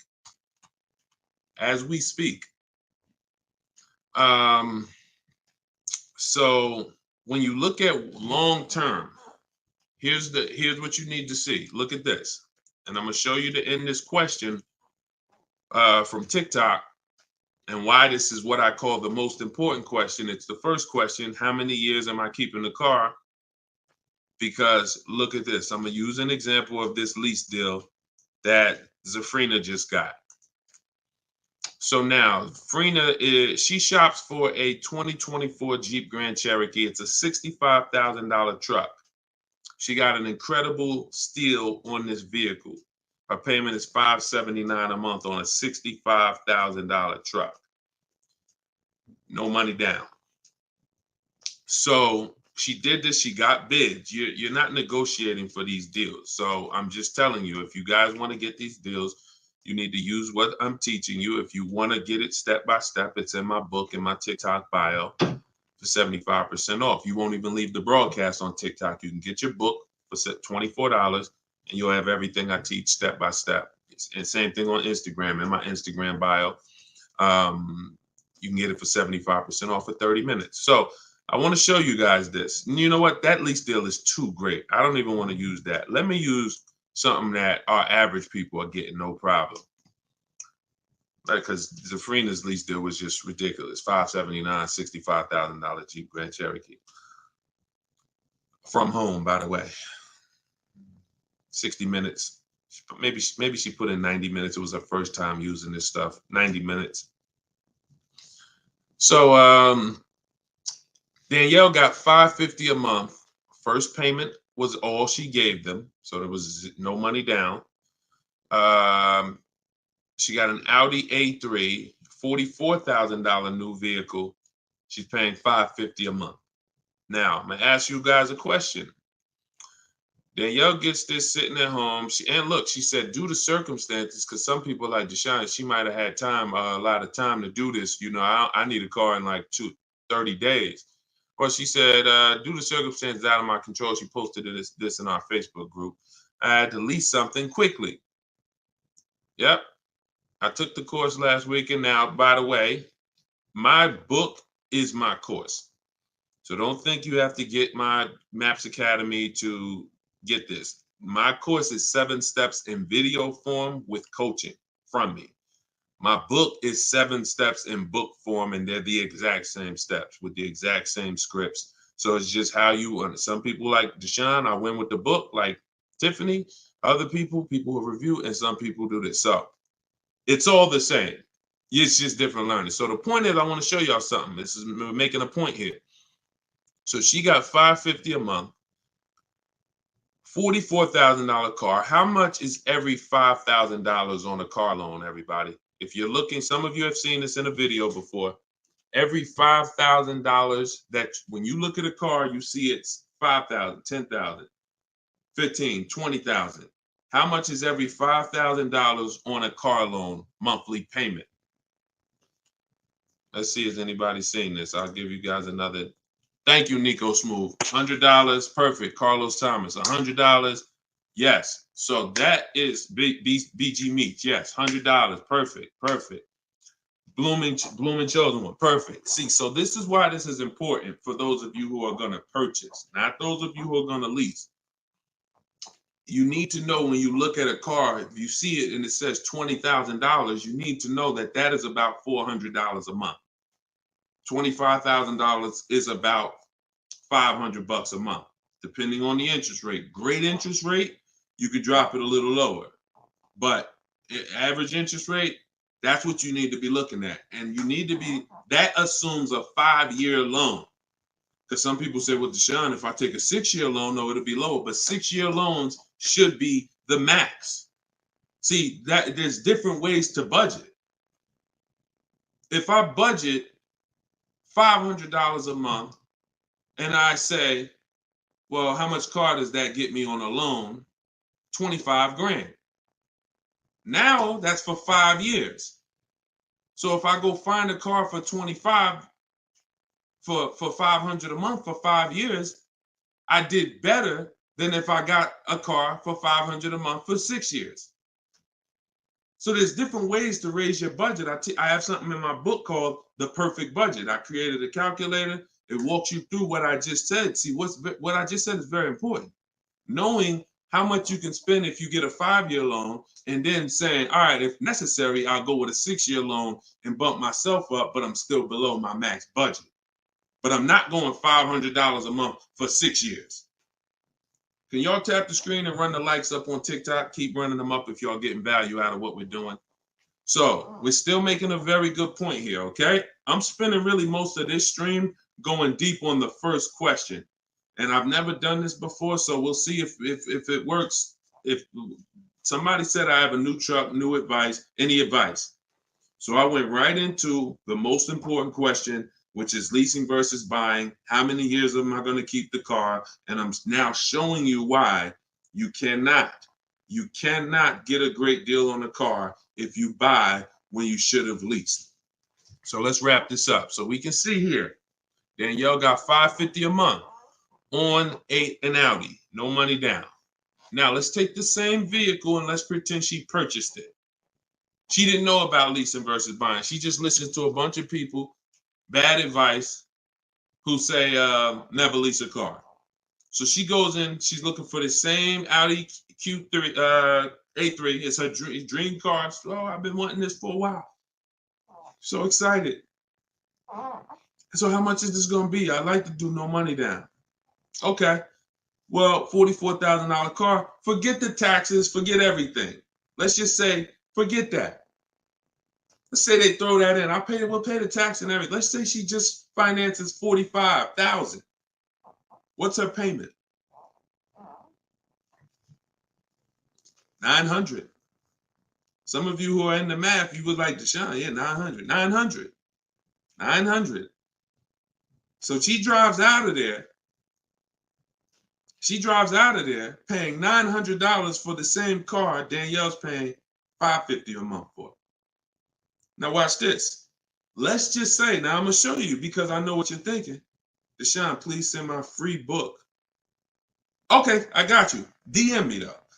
I want to stay on topic here. All right, so let's just say some of you are like, well, Deshone, I got a great deal on my last car. I wouldn't pay the same price that Danielle could pay for. Let's say, what's an unbelievable deal on this $44,000 brand new Audi?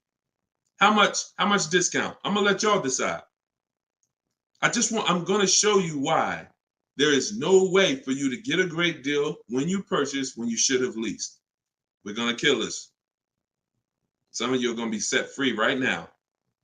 So let's just say, what's a great price? $44,000 brand new Audi Q4 A3. What's just a ridiculous discount? How much off? Let's say like the best deal that you could ever think on a brand new car.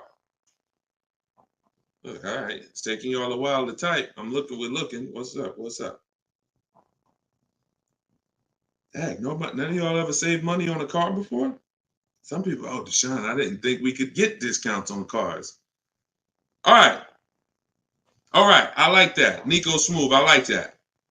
Let's say the person got $10,000 off. Okay? They got $35,000, which is essentially, let's say they got $35,000. The car is $44,000. So let's say they got $9,000 off, which is essentially 20% off the price of the car. Just brand new, nice, popular car. They catch the dealer sleeping, getting bids from home. $10,000, $9,000 off, $35,000. That's what they're getting the car for. Put your taxes on there, because now we're already being super unrealistic. We're not gonna be ridiculously. Let's just say taxes are on there. You know what? Let's just say no. How about this? Not only did she get 20% off, they paid the taxes too. So she really got like $13,000 off. We'll pay the taxes too. Just finance $35,000 even. What's her payment? The most ridiculous new car deal we could ever imagine you've ever seen, we just went over. To show you, no matter how good this is, she still is about to lose because she's purchasing and she should be leasing. Watch this. And I'm going to tell you, when the person who purchases wins, $700. Thank you, paper chasers. Lisa, $650. Those are the estimates. Where do we win at? Imagine if I just gave y'all a ridiculously unreal situation that will never ever happen, but just to illustrate, if that ever happened, 20% off the car, pay the taxes, her payment's still higher than Danielle leasing. So when does the person who buys win? When they keep the car long enough to outlive the depreciation. Very simple. 8 years. 8 years. It's no comparison. So like you're sitting there and you're like, Deshone, I bought my last car and I've been buying cars all my life. I was just taught you buy your cars, you don't lease them, but I never keep them more than 8 years. If that's you, I want you to type a sad face.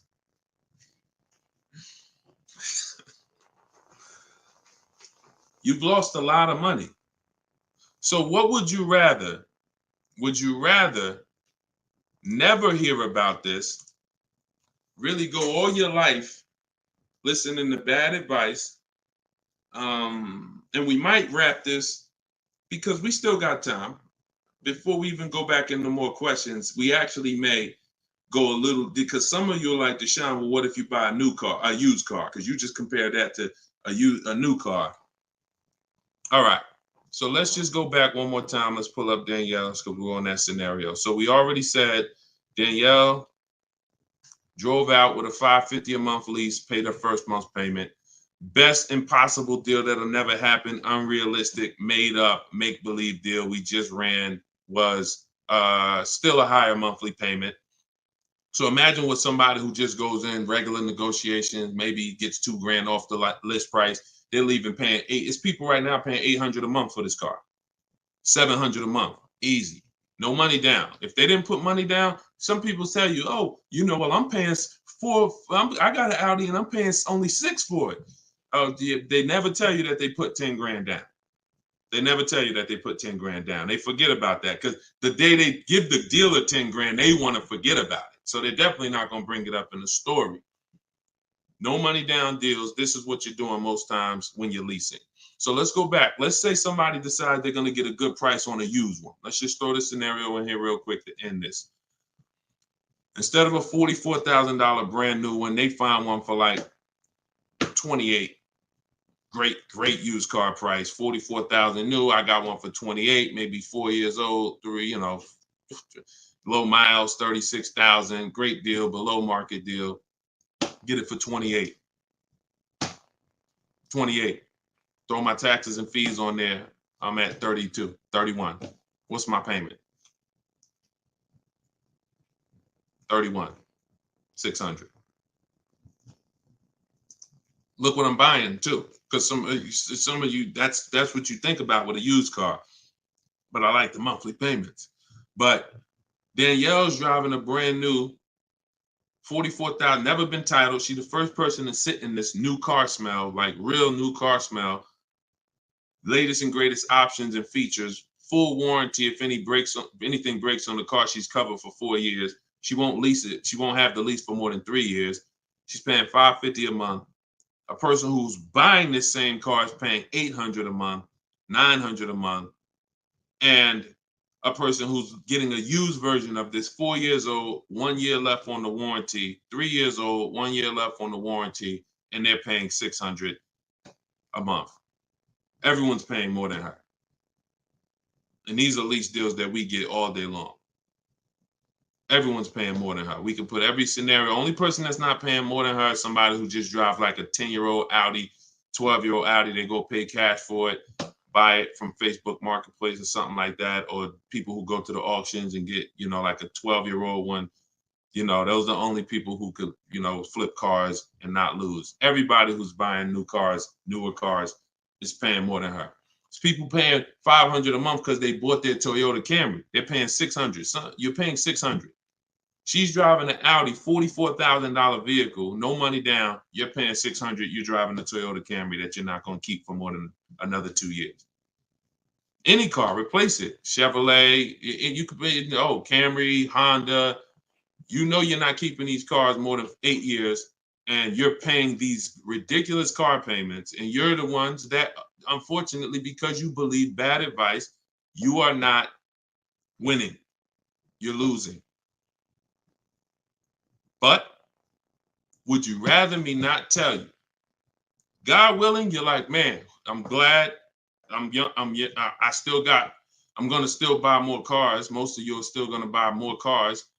It's good for you to find this out now rather than you never found out and you just passed it down to your family and your kids. And now They heard they don't lease. Now you got your 25-year-old. He never heard about leasing. He goes and he gets himself a $30,000 car because he got a good job. He said, all right, I could afford a $600 a month payment. He gets a $30,000 car. His payment is $600 if he put no money down, or maybe he put 10 grand down, whatever. Point is, he's paying between $400 and $600 a month for this car when he could be leasing a brand new version of that car for $350 a month. $350 a month, $600 a month. These payments are nowhere close. It's nowhere close. Depreciation is the unseen expense. So this is all step one. See what I'm saying? So when you're reading my book, you're going through leasing versions. I got a video on this, by the way. This is in my digital book. I'll link to certain videos to help you guys really understand certain concepts. But this is what we do. This is step one. Leasing versus buying is step one, because I know who was taught, be honest, never lease a car. Type me if you were taught never lease a car. You don't need a down payment, Lisa, and you don't need excellent credit. You need good credit. No down payments. I can show you right now, Lisa, on the screen. You can't see it because we rebroadcast these shows on TikTok, but you'll see it on Facebook, YouTube, or Instagram because they can see the slides that I'm sharing. Like every deal that I'm gonna show, like Kimberly. Look, she got a $91,000 Maserati, $944 a month, 39-month lease. $944 a month, $91,000 Maserati. She got bids. Use what I'm teaching you in my book. She got bids. 7 competitive quotes ranging from 1% to 1.8%. That's a crazy, but she saved 20 grand on a brand new Maserati. No money down lease. Bonita, this was in the middle of the pandemic. When people were, the Kia Telluride was one of, if not the most popular SUV all through the pandemic. People were paying $800 a month, $900 a month, $1,000 a month for these Kia Tellurides. She leased one in December 2022, and she got it for $600 a month, and she gave them $600. That's all she gave them. So, ask questions. It's better to ask questions about things that you may not understand versus making statements. Because when you make statements, sometimes it can mean you're not in a full posture of learning. But I do get that you're dropping. Many of you are this is a game changer for you. This is a game changer. This is a money changer for you. I mean, my goodness, my brother who I met recently over the last year, he's a neighbor of mine, and he's become a close friend. And he had a Kia Telluride, black one, just like her. Totaled it. His wife was in an accident maybe about a month ago and totaled it. And he called me and he said he had saw the 8-year rule, and he said, I'm not keeping these cars 8 years. I'm going to lease this one. He leased a Kia Telluride, and his best offer on the same vehicle he owned was under $500 a month, no money down. It was like $479, $489. He was just paying. Remember, this was a $45,000 Kia Telluride he had. His payment on that car was probably $800-900 a month. So that's his wife totaling that car ended up being a blessing. Got him out of that car. He got the lease. He got the same car, brand new one, and he's paying $300 a month less because he has correct deal structure now. This is so important. That's why I call this the most important question in my book. And this is step one in my process, is you ask yourself the most important question. So I'm gonna put the banner back up for you guys on Facebook and YouTube. You can actually go to deshonsbook.com. Dolan pinned a comment in the Instagram section, in the Instagram comments. Also in the Facebook and YouTube comments, we've pinned Deshon's book. You can get your copy for 75% off. It's a digital book, so it goes to your email. Make sure you check your spam and your junk folder, but it goes there. You can get it in 3-4 minutes, and you won't pay the normal $97 if you get there before the 30-minute timer goes down. Once the time expires, the price is $97, which is the normal price, and it's worth more than that. It's worth thousands. I wouldn't price it at $97 if it wasn't worth thousands and thousands of dollars. So, but you can get it for 75% off that. You can get it for $24 if you get to my TikTok bio, my Instagram bio before the timer expires. But that's leasing versus buying. That's a quick comparison of leasing versus buying and how there's no way to get a great deal if you buy when you should have leased. No way. So some of you are going to be like, oh, well, I want to transition because I want to get out of my car that I'm financing and move to a lease. You should do that as soon as it makes financial sense. And that means sometimes you have too much negative equity. You can't move right now. So you may have to wait a year or 2 years before you can actually move over. I like that question M asked on YouTube just now. Do you value owning cars without payments? Can you throw that one up, M? Can you throw that one up, Dolan? Who was taught always pay cash for cars? Who was taught, type a $sign if you've heard or you were taught that you should always pay cash for cars. Now, I'm going to tell you, in a market like now, it's great to, all right, I see RJ Velez. Now, there's value in paying cash, and I'm going to tell you where it is, and you got to just, there's no one size fits all. See, the problem, what's been hurting you guys is because you've listened to one size fits all car buying advice. So usually whoever is giving you the advice, they're telling you to buy cars the way they buy cars. Tap the screen on TikTok if this is making sense to y'all. If y'all are following this, keep tapping the screen, running the lights up. Let me know that you're following what we're talking about. So here's what's important. If you're listening to someone who tells you pay cash for cars, buy used cars, that's because they do that. Now, if it makes sense for them, then that's great. But we need to look at paying cash. When does it make financial sense? When does it not? It's based on a couple things. First of all, what are you doing with your money? Because some people say, I don't like car payments. Type me if you don't like car payments. Who said, type that, Deshone, I want to pay cash because I don't like car payments. Can we type that? Can we dialogue on this? Car payments. Anybody? Okay. May not be that many of you right now. There are people who say this, but you don't realize that car payments, when you pay cash, all you're doing is saving up a lot of car payments. So that's all it is, unless you just win the lottery. If you get a lump sum inheritance, that's different. But if you have saved up $15,000, $20,000, $18,000, and you want to pay cash $25,000, then all you did was save up a lot of car payments, okay? Or save what could have been car payments. You can put them in a savings account and just have the car payment come out. So you can literally say, all right, I'm going to put this cash, $25,000 in a savings account, and that's where my car payment is going to come out of, so I don't spend that. If it makes more sense for me to pay cash, then I'll take the cash. And when it usually makes sense is when the rates are very high.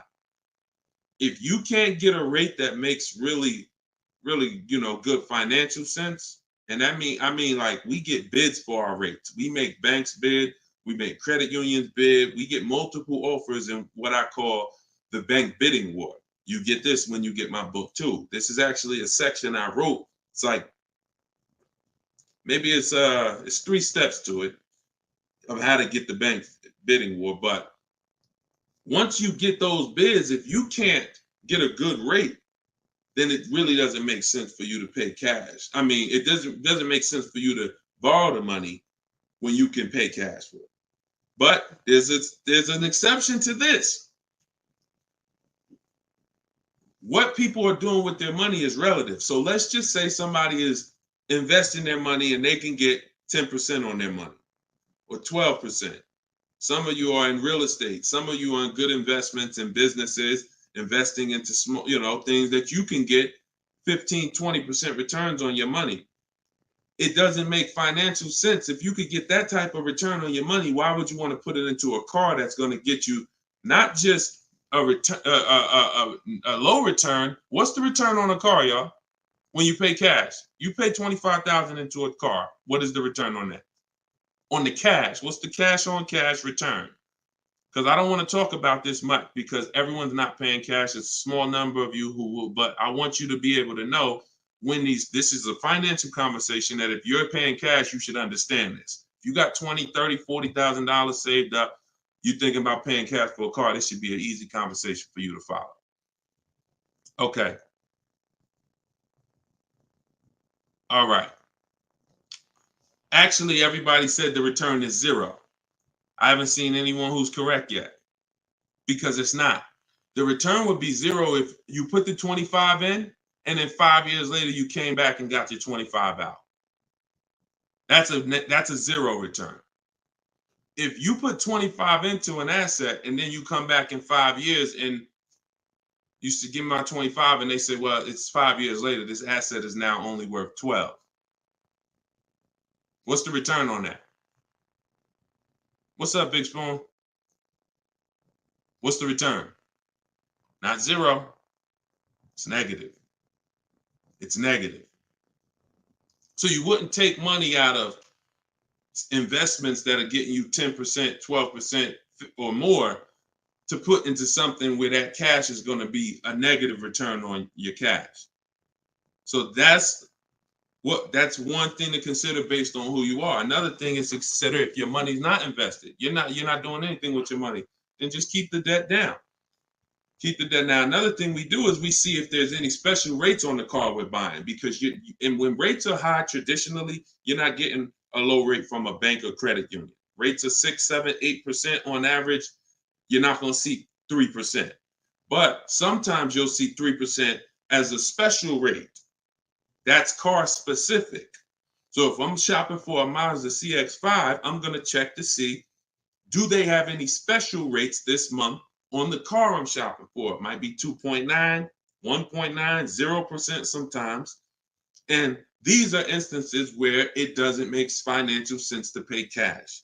If I can get this type of rate, use the bank's money for a very low percentage, and then turn around and use my money and keep my money invested or keep my cash. Maybe you just want to have your cash. Once it's in the car, you can't get it.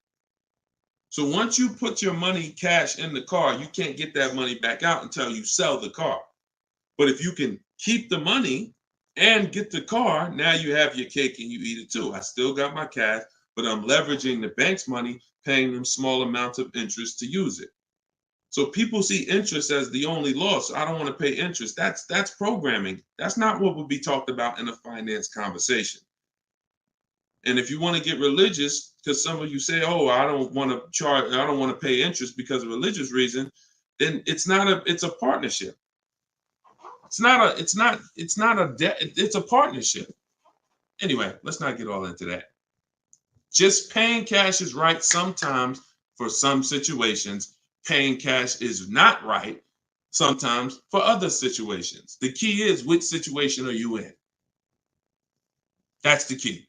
Knowing how to ask yourself the right questions. Which situation am I in? I'm getting good returns. Stock market been returning me X% late. Hey, this many years, this has been my return. I think I'm going to keep my money invested and I'm going to use the bank's money. That's right for that person. All right. So that's a great question.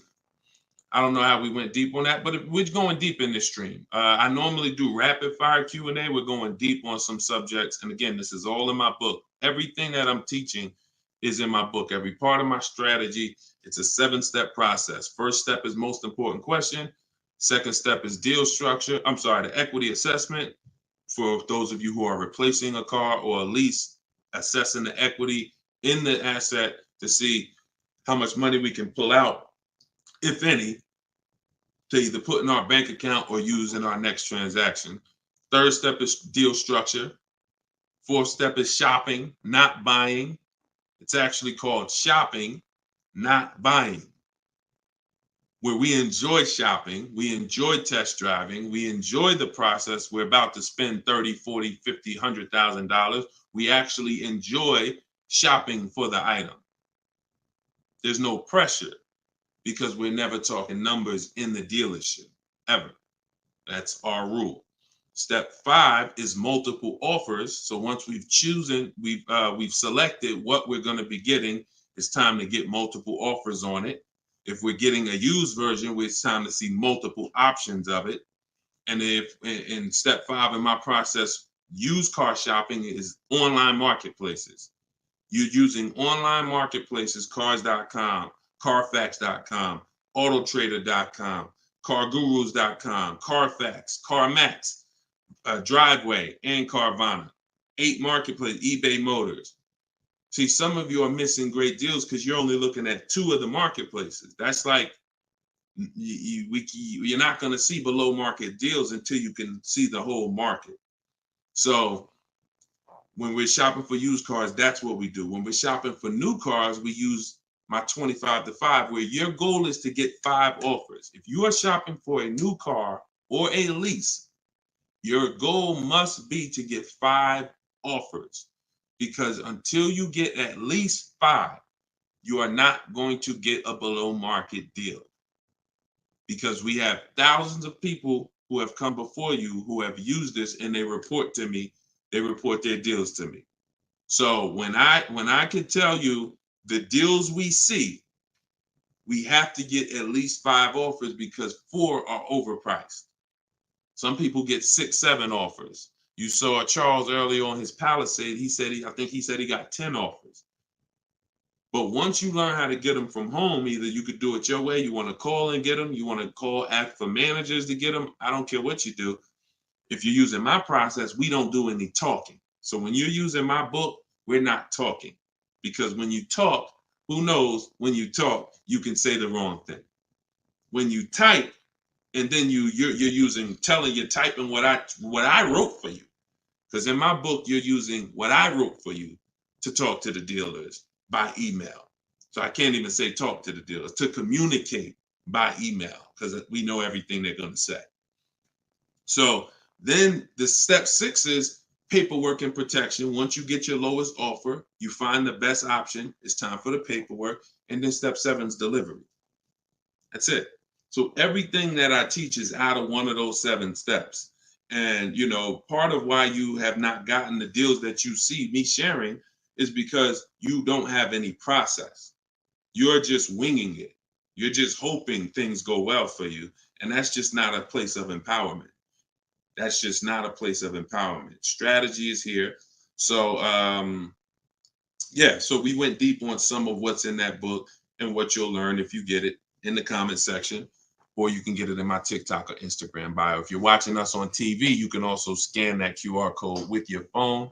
And as long as you get there before, but now you're seeing why the book's worth $97. I see why you priced it at $97, Deshone. You know what I'm saying? That makes sense. You breaking this down and telling us what's in the book, and it's a digital book with links to videos and scripts and things you copy and paste. Oh, I see why this is a $97 book that you can get for 75% off. $24 before the timer runs out. Go ahead, Dolan. Yeah, this has been good so far, though. I do like this. Are you enjoying this dynamic?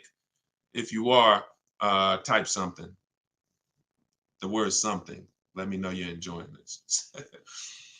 All right, this is from TikTok. I'm told lease deals are new each month. Yep, they usually are. Why shop if brand has same financing deal?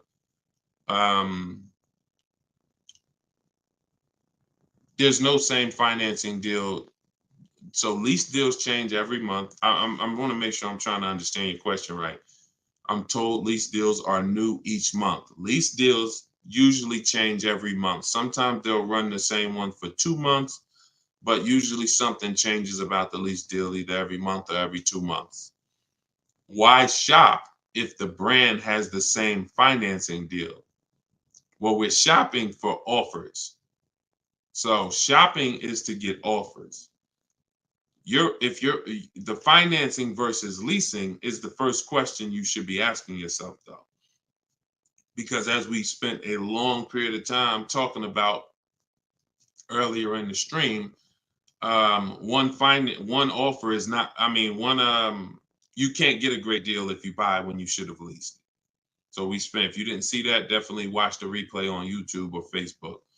But the financing and lease deals are extremely different, and they're going to be entirely different prices. And we can't even depend. We don't even. Another thing you're doing, if you're buying a car, looking at the special finance deals is important, because that's how we see if they have 0% or 2% or 3%. But looking at the lease deals is absolutely pointless.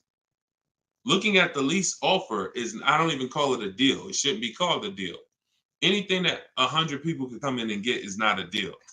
You're not going to offer a deal to 100 people and say, hey, come on in and we make almost no money. See, what Charles paid, look, on his Palisade, $48,000 Palisade, he's paying $597 a month. Sean getting he got his F-150 Lightning XLT, $73,000 truck. His lowest bid, he saved, he got it for $4,999, what's this? $21,000 off is what he got. We're showing it on the screen right now in case you think we're capping. We don't need to. This is, look, Frina, y'all saw Frina, 579. This is Tiffany, who wrote us in when she got her deal using my book. She said, I believe we got a good deal from what we learned from the book. Look, it was a $44,000 MSRP that she got $6,530 off the price. That was her lowest bid. So you're nowhere close to what normal people are paying and what is advertised on these vehicles. What's advertised on these vehicles is not a deal. A below market deal is something where the managers don't really want to make it. But you know what? It could happen for a number of reasons. Somebody wants to beat their competition. Sean said he had to go 100. We shop out of state. You'll get very used when I walk you through shopping from home, and you'll see. I mean, if you're gonna do it your way and you get used to it, you'll see you're in more control. You're in control. So, but a lot of times your best offer is going to come from a dealer that's not close to you, because the dealers that are close to you feel like, why do we need to give them a deal? They're going to come in anyway. Because that's what most people do. You're going to walk in the dealer anyway, and you're going to talk numbers and try to negotiate. That's what most people are going to do. Why do we need to give these people deals? But this person who is now talking to multiple dealers from home, they hold the cards. We hold the cards. And then one person wants to beat everybody, and they do that. But you gotta, I'm gonna say this, and then Dolan, throw the next question up. If everyone could get below market deals, then they wouldn't be below market deals. They would be normal deals. It would be the average price. Y'all, is that clear? Is that clear? If everyone could get below market deals, if it didn't take strategy to get below market deals, then they would just be regular deals. All right, this is Rhino from YouTube. What is a good range of credit score to go for a lease? Great question. Anytime you guys hear a question you like, just start tapping the screen, please. Appreciate y'all continuing to run the likes up on TikTok. What is a good range of credit score for a lease? So what I teach is the parameters. It's more about profile versus just score. The score is one step of your profile. It's one portion of your profile, score. But you also have income. You have something I call comparable credit. I don't call it that. The bureaus call comp credit, which is you've had a car loan before. So you could have a lower than fair credit. You want to be in at least fair. If you're in the fives, I wouldn't go a lease route. I would go a different route, which I have in my book. You get a smart car, set yourself up for a lease. Not the smart car that y'all thinking of, those little ones. It stands for saving money at the right time. We get the smallest car we could get a loan on, pay the payments for 2 years, then we flip into a lease. Because again, payment history weighs very big. So, but if you're in the 620, 630, but you got on-time car payments for the last 3 years, 2 years, 5 years, you might have, high balances with your credit cards, but your car payment has been paid on time, but your credit score is low because you're using a lot of your available credit. So in that case, you got a great shot of getting a lease because you're replacing a car, you're replacing a payment, you're not adding a payment. But usually, 650, 660 and up. 660 and up is usually the best to stay out of that manipulation zone. But again, if you have a lower score than that, but you have good income, good, you've been at your address a long time, these are things that weigh in the profile. You've been on your job a long time, versus, hey, you might have a 700 score, but you only been on your job for 6 months. That could affect you. So it's not just score, it's profile. But most leases are easier to qualify for than you guys would believe. I got my first lease and I had a 6-something credit score. Now I did have to pay, I remember, like $25 more because of my credit score. I didn't get approved at the first tier. I went up like $25 or something like that. But I was still paying $256 a month for a brand new Pontiac G6. It's a $20,000 car. So I had friends that were paying $500 a month for Toyota Corollas, $20,000 cars. $23,000 brand new Toyota Corolla. They're paying $500. They're paying, and I'm paying $256. These things make a difference in households.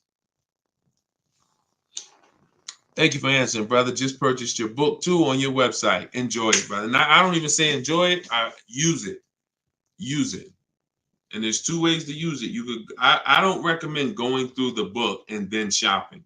I recommend you don't, the book is written in a way where I ask you, it's like if you called me and said, hey, D, what's my first step? Here, do this, and then call me back. You wouldn't call me and be like, Deshone, give me all the steps. I wouldn't give you all the steps because you would forget them. I would tell you, all right, how many years we keep in the car? 4. Okay, we leasing. How many years we keep in the car? 10. All right, we purchasing. Then we're gonna move to the next question. We need to do our equity assessment.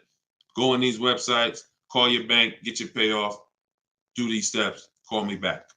Okay, boom, I did that. All right. So once you put those things in an order, you'll see that you threw me off, Dolan, throwing that question up. But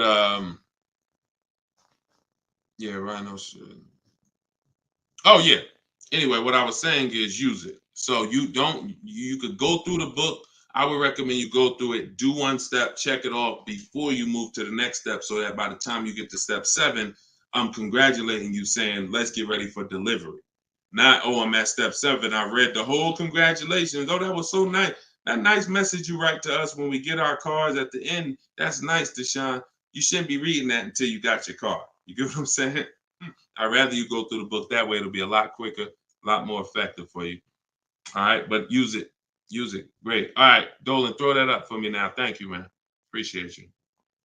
Okay, Freon on YouTube said, what about refinancing when the rate drops? Absolutely. If I'm buying a car and I'm paying a high rate, what is considered a high rate, 7-8%, depending on the gun. Now, there are times where rates are high. That's the best offer you could get. But there are times where we know rates are 3%, 3%, 4%. There's time when the rates was 2 and change from the credit unions and things of that nature. So, relative to what they've been, these rates are high. So, yes, as long as you have a great car, the goal is always to get a great car. You could change the loan, like Freon said, by refinancing. So let's say I have horrible credit, 400 score, I need a car. I'm going to make sure the car I get is absolutely a great car. I mean, it must last. This is the thing you need to be looking for. I need to make sure I'm getting a car that's going to last, because I could always fix the loan. But if you fix the loan, refinance, but you got a bad car.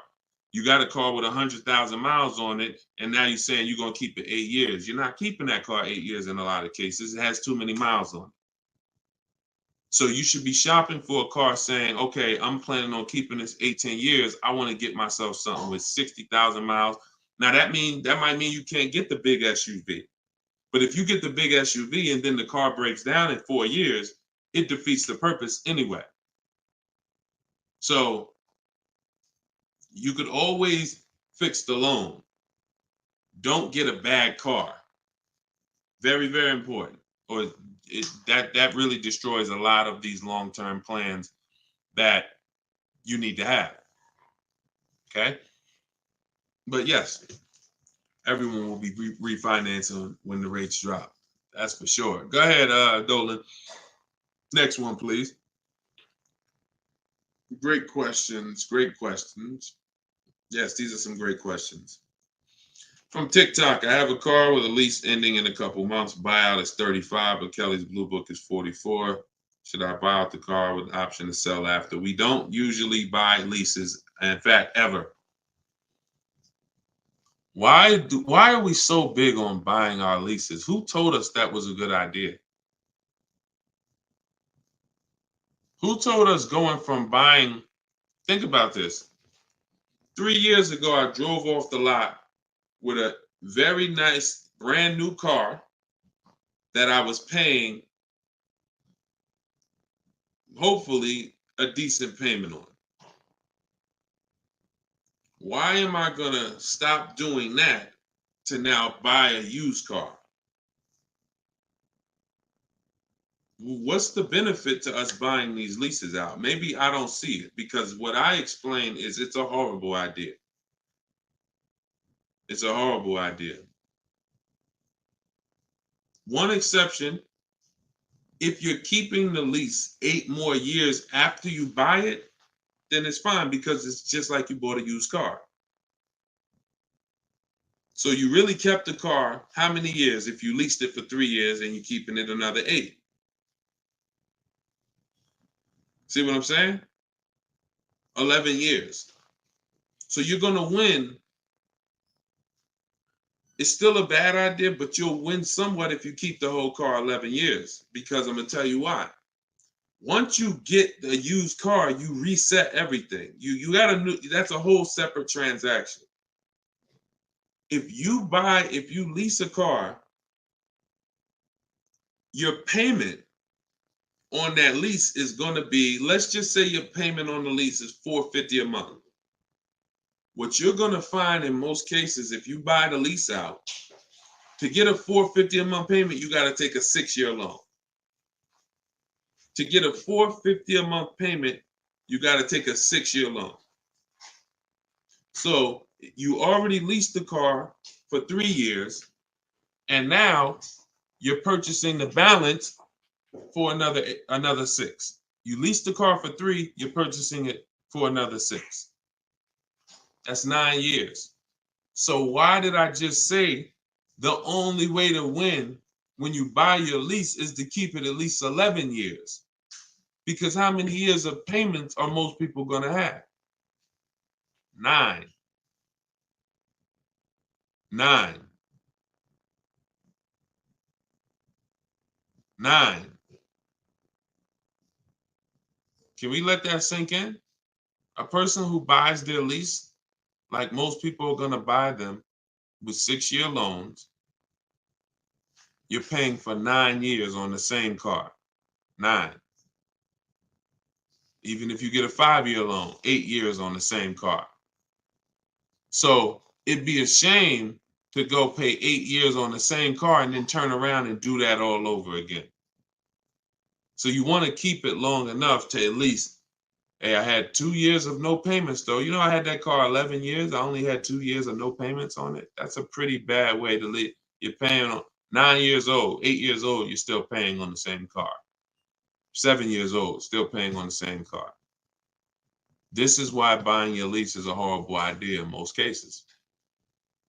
From the start, you should either be leasing or you should be buying a used car. It's one or the other. and you're buying a used car that if you plan to keep it 8 or more years, you're leasing if you're not planning to keep the car 8 years. That's it. Not many cases where these make sense.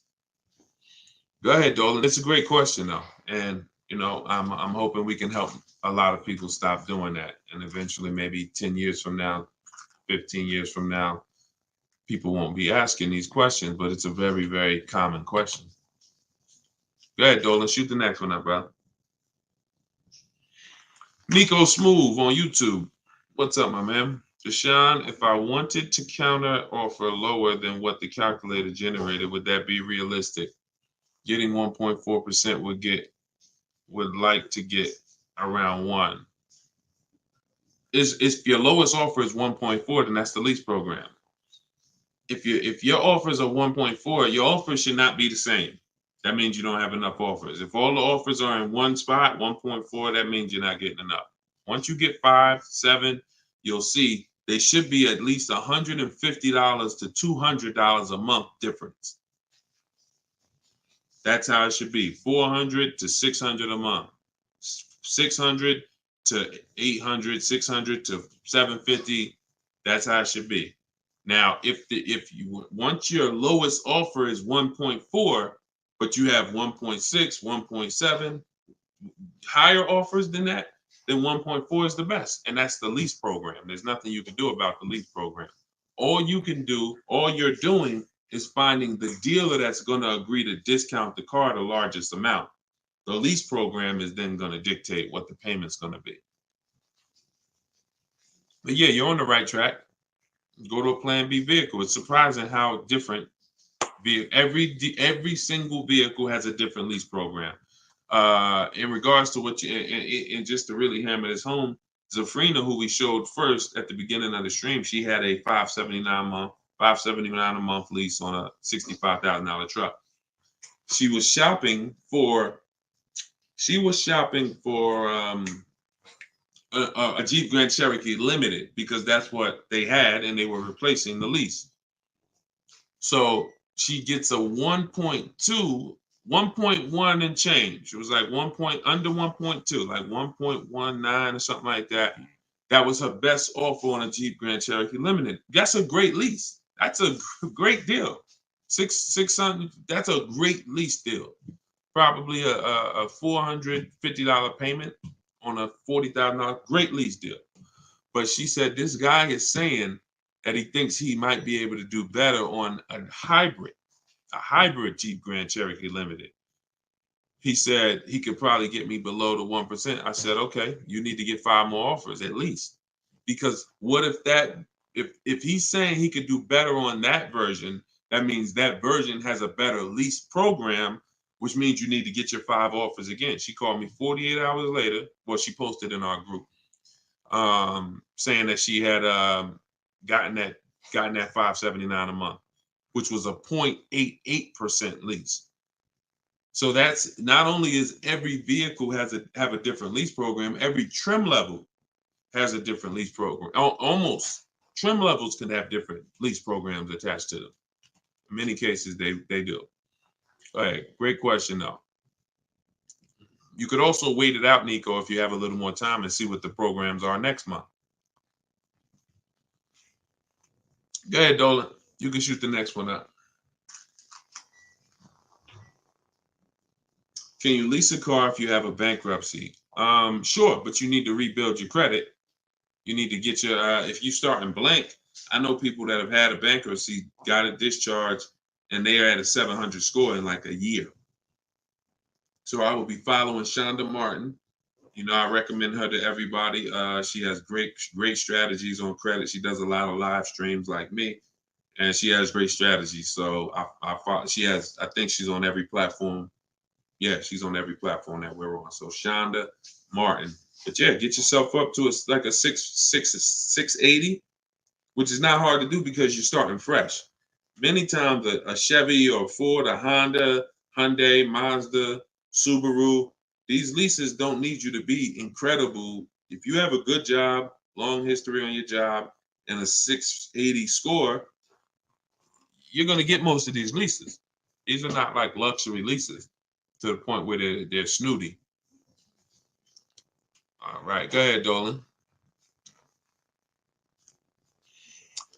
Genesis on YouTube. So how can you lease out of state with the current lease looking to trade in? But I heard Deshone say out of state lease deals are good. Well, if it's the best offer, you go as far as you need to go to get 5 offers. In my book, we use my 25 to 5 strategy, where you're connecting with 25 dealers online in 20 minutes. We go to their websites using the contact tab, and then you have a template of mine that you copy and paste. If you're going to do it your way, you're just writing in, all the details of what you want, when your deadline is, what options you're looking for, what you're over. This is all stuff I walk you through in the book. What you're looking for. Really, it's about the car. You're not saying, hey, I'm looking for a lease quote, I'm looking for a purchase quote. We need to find out who even has a car before we start talking about money. But then the goal is that you got to get at least 5 offers. You got to get at least, and you have to do the equity assessment to see if there's any equity in your current lease. You don't want to return that, and you don't even know if there's any equity in that lease. And the only way you know that is the offers you get are higher than the payoff. It's very simple. Equity is offers, cash offers from CarMax, Driveway, Kelly's Blue Book, instant cash offer, not Blue Book, the website, instant cash offer, Kelly's Blue Book, Auto Nation, sell my car, Car Guru, sell my car. You have to get these offers, and if those offers are higher than your payoff, then you have equity when you sell the car to these people.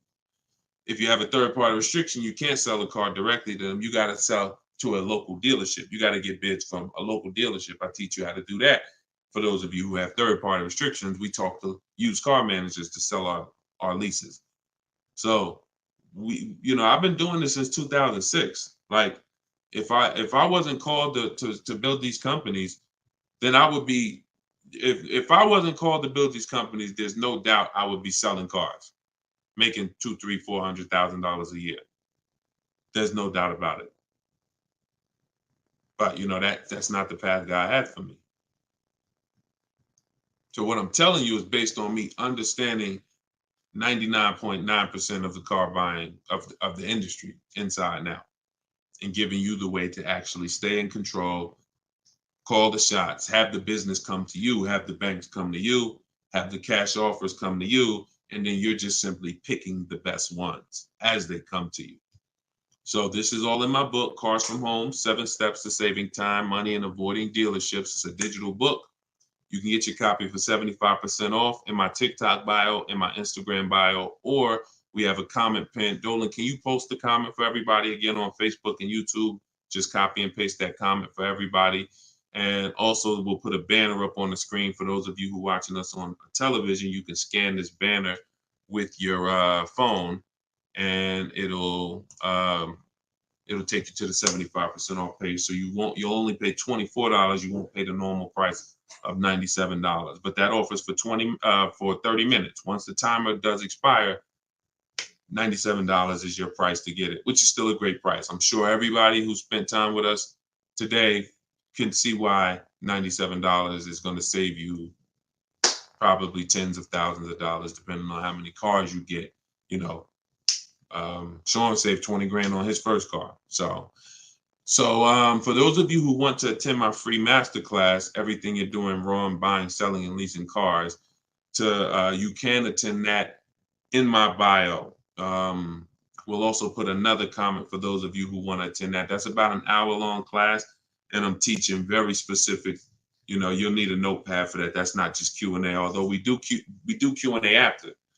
So you guys can go watch that, and so we'll put, and that's also in my Instagram and my TikTok bio. So the information's available, y'all. That's the whole point. There's no excuse. Everything that we talked about today is really financial awareness, financial literacy that you have not learned. You haven't heard of it before, but this has been around. We've been doing this for 3 years. Over 2,000 people have come before you. We have over 6,000 people that have this book now. So this ship has sailed. This car buying from home, you're late to the show now. And you can't afford to go buy another car the old way and think you're getting a good deal. You can't afford to do that. I mean, money is very hard to come by for some people, and you need to, I don't care who you are, you should take it seriously. So this is why we're here. And so you can get it from my free videos, from these Q&As, in my book, in my masterclass. I don't care how you get it. You want to join me in Maps Academy and have me coach you through your car buying. I don't care how you get it. Just make sure you get it. Get in where you fit it. All right. So that was episode 17. All right. We'll see you on episode 18. God bless y'all.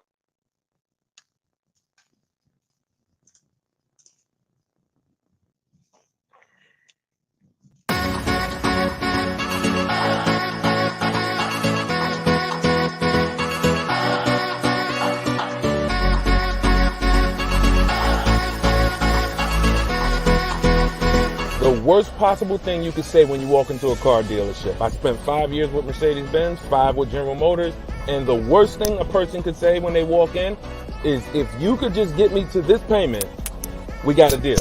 So your loan's probably still like 19, which means you got to pay to get out. You're upside down. It's called negative equity.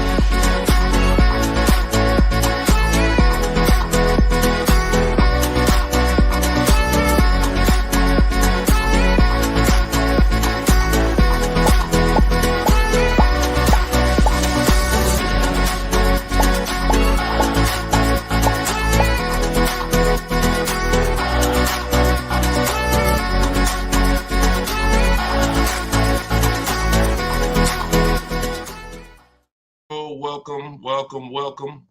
This is episode 17 of Car Shopping Questions and Answers.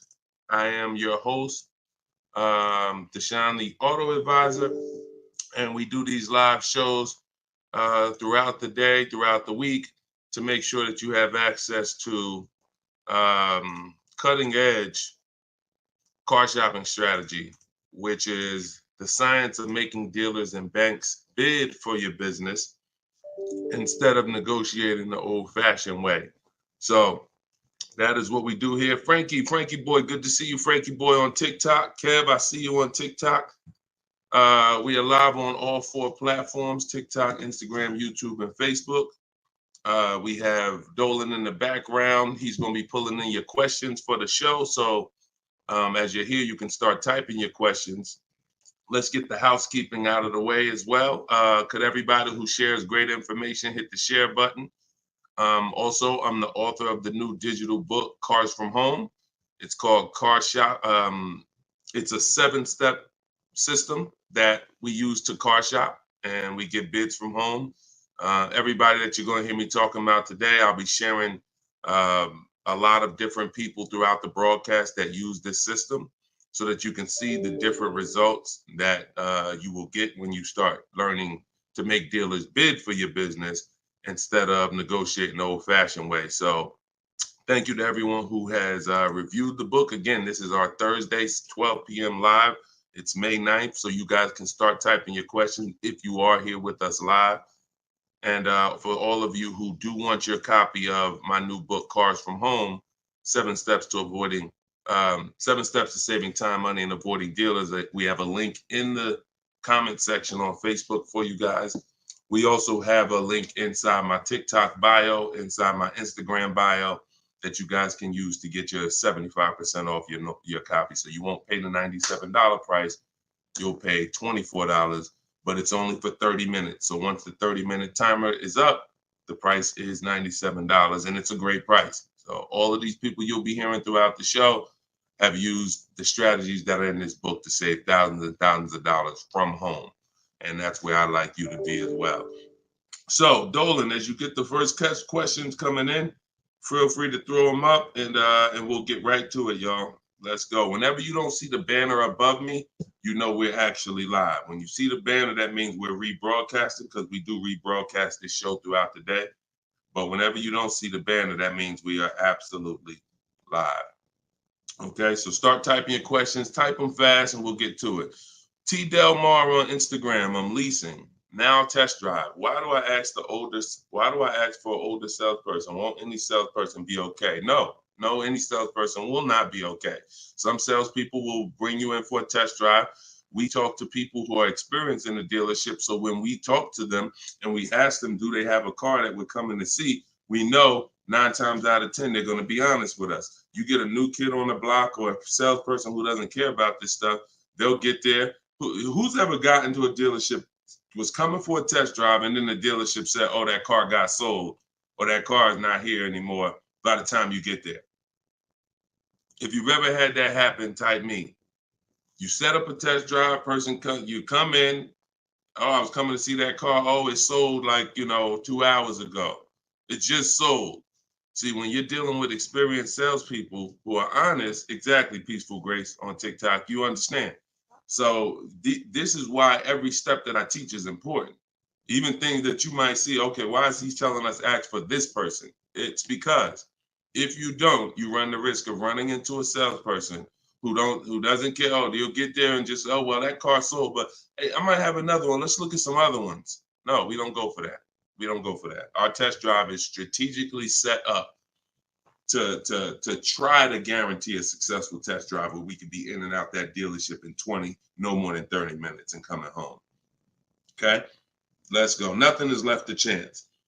All right, go ahead, Dolan, shoot the next one and keep your questions coming, everybody. We'll try to get through as many as we can.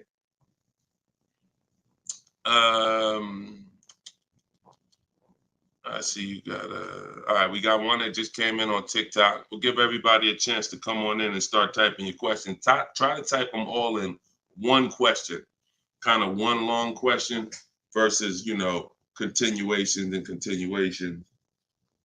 Derek Will on TikTok. How do I get out of a finance contract without it being on my credit as a repo?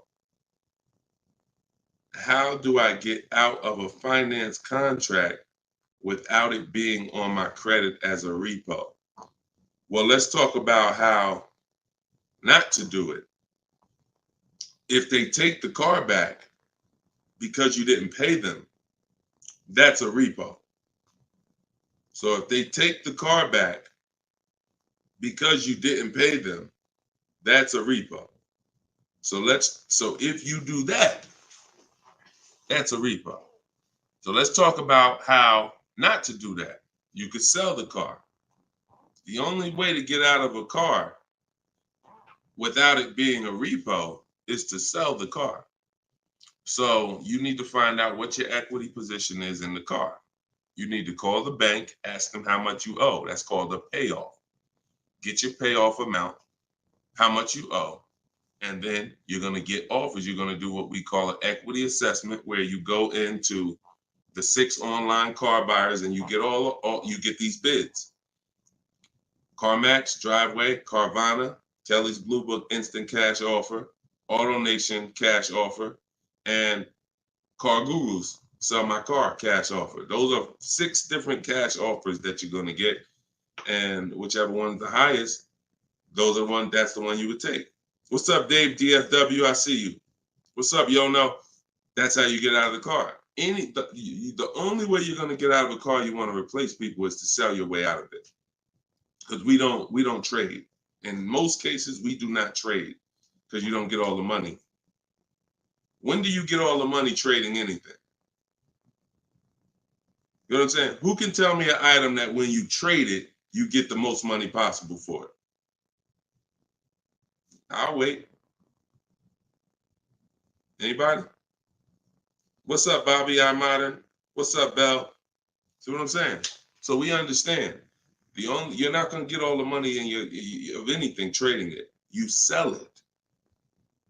That's the way. And most times you guys are taking $2,000 to $3,000 to $4,000 less for your vehicles, trading them.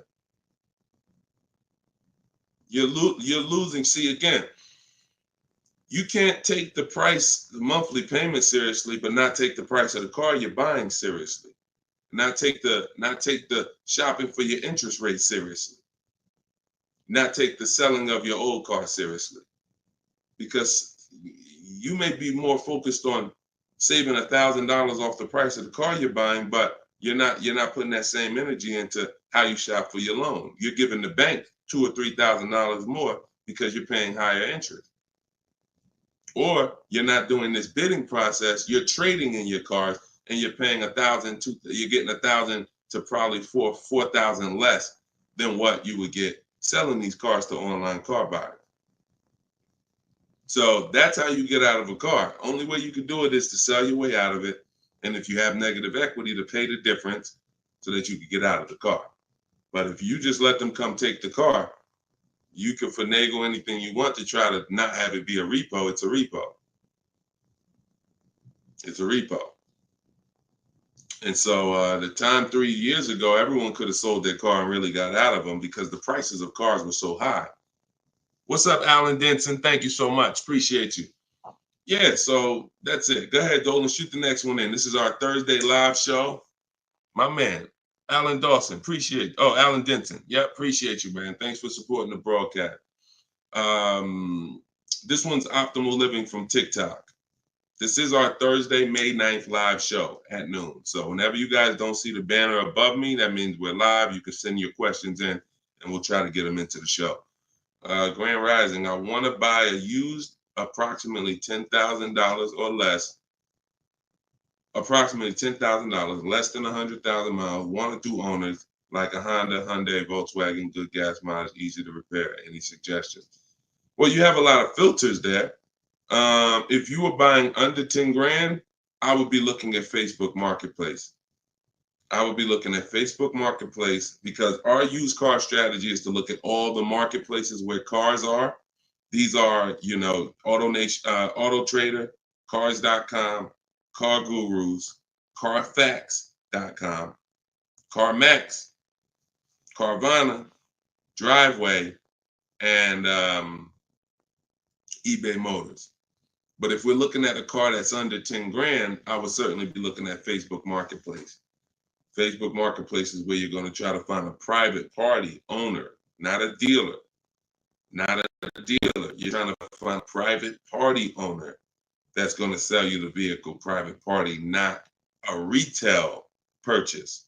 A retail purchase is at a dealership that has done reconditioning on the vehicle to prepare it for the market. And so you're paying for that. You're paying probably 10% more for a retail purchase because it goes through the retail process. But if I'm spending under 10 grand, I'm looking at Facebook Marketplace to get a private party sale where I could save probably another 10%, maybe a little more below the retail price. But that's really depends, price specific. Same thing with selling cars.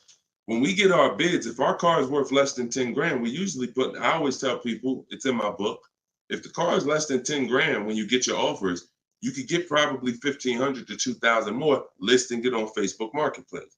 So if my highest offer might be for 8 grand from CarMax, everyone else is offering me 7 and 65, and I'm gonna throw it on Facebook Marketplace if I have the time, and I'll sell that car and usually get a $1,500, $2,000 above.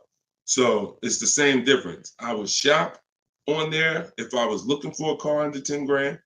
I would sell on there if my car was worth under 10 grand. See, when you start going with cars that are worth 15, 20,000, trying to put them on Facebook Marketplace, most of the buyers there need a loan. Most of the buyers on Facebook Marketplace need a loan. So when you get there, they're not going to be, most people don't have 20 grand to bring a private party. That's just most people. So the buying pool is very small for 15 to 20 grand, 30 grand private party. But the buying pool is very big for under 10 grand private party. So you always want to go to where the buyers are, where the best opportunities are. So yeah, that's what I would be doing. Great question, Optimal Living. All right, keep the questions coming, y'all. I see Sharita said, hey, I got the book. I'm stoked. This is great info. Thank you so much, Sharita. Enjoy it, use it. The things that are in my 7-step book, y'all, is everything you're learning right now. So everything that I'm teaching you is out of one of my 7 steps in my car shopping process. My book is called Cars from Home. So it's all designed to teach you the science, walk you through the science step by step of doing 90% of your car purchase from home 90% of your savings are done at home, not in a dealership. The only thing we're doing in a dealership is test driving, is having our car appraised if we have a third-party restriction by a used car manager, and picking up our car if they don't deliver. Those are the only three things we are doing inside a dealership.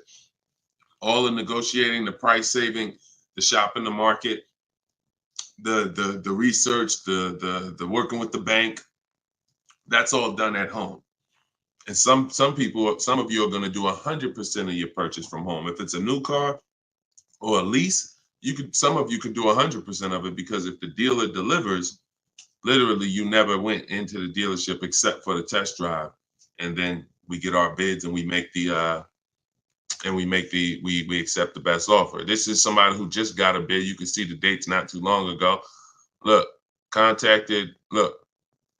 contacted 25 dealers. Some of you know my system is used to, we connect with 25 dealers, with our goal being to get 5 offers. Because what percentage of offers is overpriced? Let's see if anybody on here knows. If anybody's been spending time with us, this might be a lot of your first time with us on the stream, but what percentage of dealers is overpriced? Let's see who knows. And this is why you must get at least 5 offers. At least 5 offers, because what percentage of dealers are overpriced, everybody? Let's see. All right, we may got a lot of new people on here. Maybe nobody knows. No, not 100%, Twan. Not 100%. Thank you, T. Delmar. 80%. Exactly. 80%. T. Delmar Instagram got it. 80% of dealers are overpriced. Now, this is not my opinion. I'm telling you guys. I've been working with people all around this country. I opened up my car buying school, Maps Academy, 2021. We have probably over 6,000 people now that have our book. So people report deals to me. I have hundreds of people who over the years report their deals to me. And that's what we see. We see 80% of the quotes we get are higher than the best quote. So when you get your 5 offers, one of them is going to blow the other ones away, but the other ones are going to be significantly higher. And when you look at somebody like this is Teddy. Teddy he said, I received 10 offers. He said, I only use the scripts provided. So in my book are the scripts he's talking about that you copy and paste. This dealer's initial quote came back at 937. Using the counter offer calculator, which you have in my book as well. Using the counter offer calculator, I countered at, I closed on this, wait, hold on, I can't even read. I closed on this 2024 BMW i4. MSRP is $73,855. $73,000. Pay attention to this, y'all. I counted at 829. He came back with 856. My highest offer during this process from a different dealer was 1123. My local dealer, it's a lot happening here in this post if y'all pay attention and dissect it. My local dealer came in at 986 and even told me in an email that he didn't think I'd find a better deal out there. I didn't speak to one salesman on the phone until after the credit was ran and the deal was secured. I even got them to cover my last 2 lease payments. This is how you get, see, if I was to ask Teddy right now, Teddy, bet me $1,000 that there's not a better deal out there. He'd most likely take the bet because he connected with 25 dealers. He got 10 offers. He used it. You can never accept a deal without countering, because we don't know what the bottom is until they say no to the counter, or until they say, no, I can't do that, but I could do this. Now we know they're at the bottom. So all of this stuff can't happen. You're not going to have price assurance, which means you guarantee you paid the lowest price, and you're not going to be able to get these numbers until you sit at home and start getting the offers at home. It is impossible to get these types of numbers, this type of confidence, this type of assurance walking into one dealer. Even if you got a good price, there's no way you even know it's a good price until you have enough offers to know this one right here is the best offer. He might have thought his local dealer was making him the best offer at 890. What he says, local dealer came back 986, because remember he has other offers that are 1100. But if he accepts that offer, he's never pulling away in this BMW for $856 a month, a $73,000 vehicle. Now, again, I'm gonna ask y'all before we pull up the next question, and we are live right now. It's Thursday, it's May 9th, and this is our 12 p.m. show. Once again, I'm gonna ask y'all a question. When you look at what he's paying, some of you have seen every $5,000 on the price of a car is how much a month? Every $5,000, because this is a $73,000 car. Now I'm going to talk to some of you who don't understand leasing, some of you who are taught you always buy your cars no matter what, and I'm going to show you what this car would have cost him monthly, if he didn't know that leasing was better for him because he doesn't keep his car 8 years. Thank you, Gerard Young. Every $5,000, Gerard just answered. Emo also answered it on YouTube.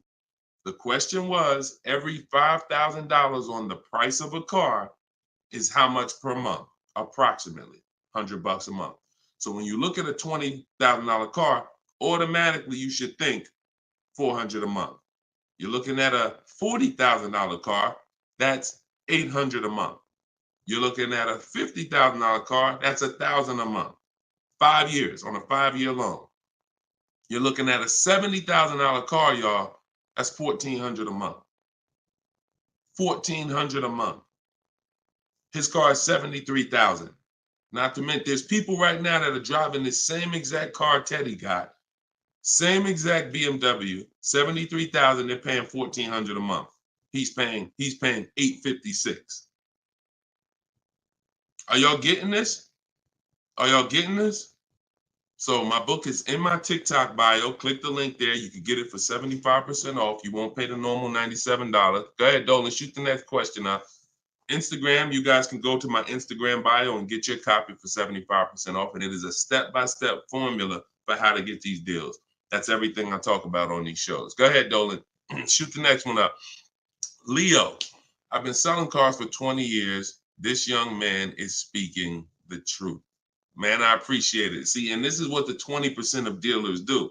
The 20% of dealers have no problem, admitting the systems that we teach are better. Because we're not trained as car salespeople. Sometimes you think car salespeople are really trained. The only thing we're really trained on is negotiating and how to get you to say yes. We're not trained in finance, not trained to teach you about leasing. We're not trained to teach you about negative equity, depreciation, all this stuff that we should be trained on because you're buying a depreciating asset. We should be telling you, listen, based on our financial training, if you're not keeping your car 8 years, your best option is going to be to lease. Because when you buy your car is going to go down in value so much over the 5 to 8 years you have it. If you turn around and replace it, you're going to lose all that money. Your car is going down in value way too much over 5 to 8 years for you to turn around and replace the car right after that. You need to keep it after that. That's when you keep it. 8 years of that's when you keep it, because now you're like, man, I put all this money in this car. Yes, it may not be worth what I bought it for, which was $40,000 8 years ago. It might only be worth $10,000 today, but I'm gonna keep it now because 3 years from now, it's gonna still be worth probably $8,000. It might be worth 10 today, but because it's 8 years old, in 2 more years, it'll be worth $8,000. I'm not losing that much money anymore. You are not winning with buying cars until the car is not depreciating that much anymore and you still own it. Okay? If y'all clear with me on that, just tap the screen. Run the likes up on TikTok if y'all are getting what I'm telling you. If you're getting what I'm telling you, hit the like button. If you're on Instagram, if you're on YouTube, if you're on Facebook, hit the like button if you're clear on what I'm telling y'all. All right, let's move on to the next question, Dolan. Okay, I like to make sure you guys are actually following the conversation. So you have to actually respond and let me know you're following it when I ask you a question. All right, this one's Glenn over on YouTube. If your car lease is up in 6 months, how do you go about trying to sell your lease? Well, the first thing you're going to do, first of all, this is a great question. Glenn said, how do you sell your lease? Now, step 2 in my process is called the equity assessment. My book is called Cars from Home, 7 Steps to Saving Time, Money, and Avoiding Dealerships. Step 1 is the leasing versus buying question. Step 2 is the equity assessment, which means if you have a car you're replacing, we got to get the most money for it. And that's never going to be with a trade. So we have to see, is there any equity in our lease? Now, we are not assuming this. We are going to do this process and see, because some leases have no equity. Some leases have a good amount of equity.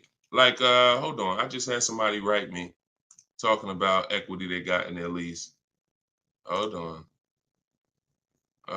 Didn't talk to, I think it was this person. Oh, but I cut off their post. Somebody said they just got $4,000 and I always like to say this. I always like to show this stuff so people understand. You know, we operate with documentation. So when you are getting how you determine if you have equity is with cash offers, not with algorithms. Kelly's bluebook.com. Blue Book says my car is worth this. That means I have equity. No, Blue Book doesn't buy cars. So what you want to do is you want to determine if you have equity by calling your bank. You're going to get your payoff, which is how much you owe. And then you are going to go on the websites that I'm laying out for you. It takes you 20 minutes. If you can't take 20 minutes to go on a website to fight for your money, you don't deserve it. You're going to CarMax, you're going to Driveway, you're going to Carvana, you're going to Kelly's Blue Book Instant Cash Offer, where they connect you with a local dealer to get a cash offer. You're going to Car Guru, Sell My Car, and you're going to AutoNation, Sell My Car.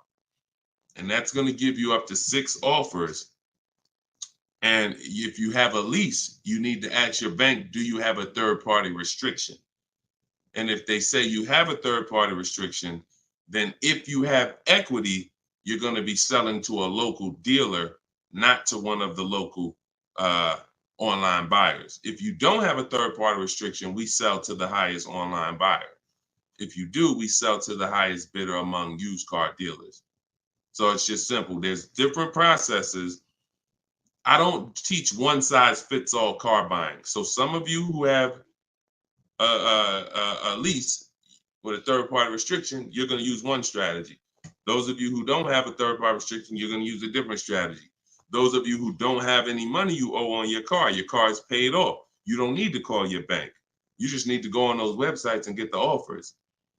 So, and when you're on there, if you have a lease, there's going to be a part where it says, is your car owned, financed, or leased? You want to put owned.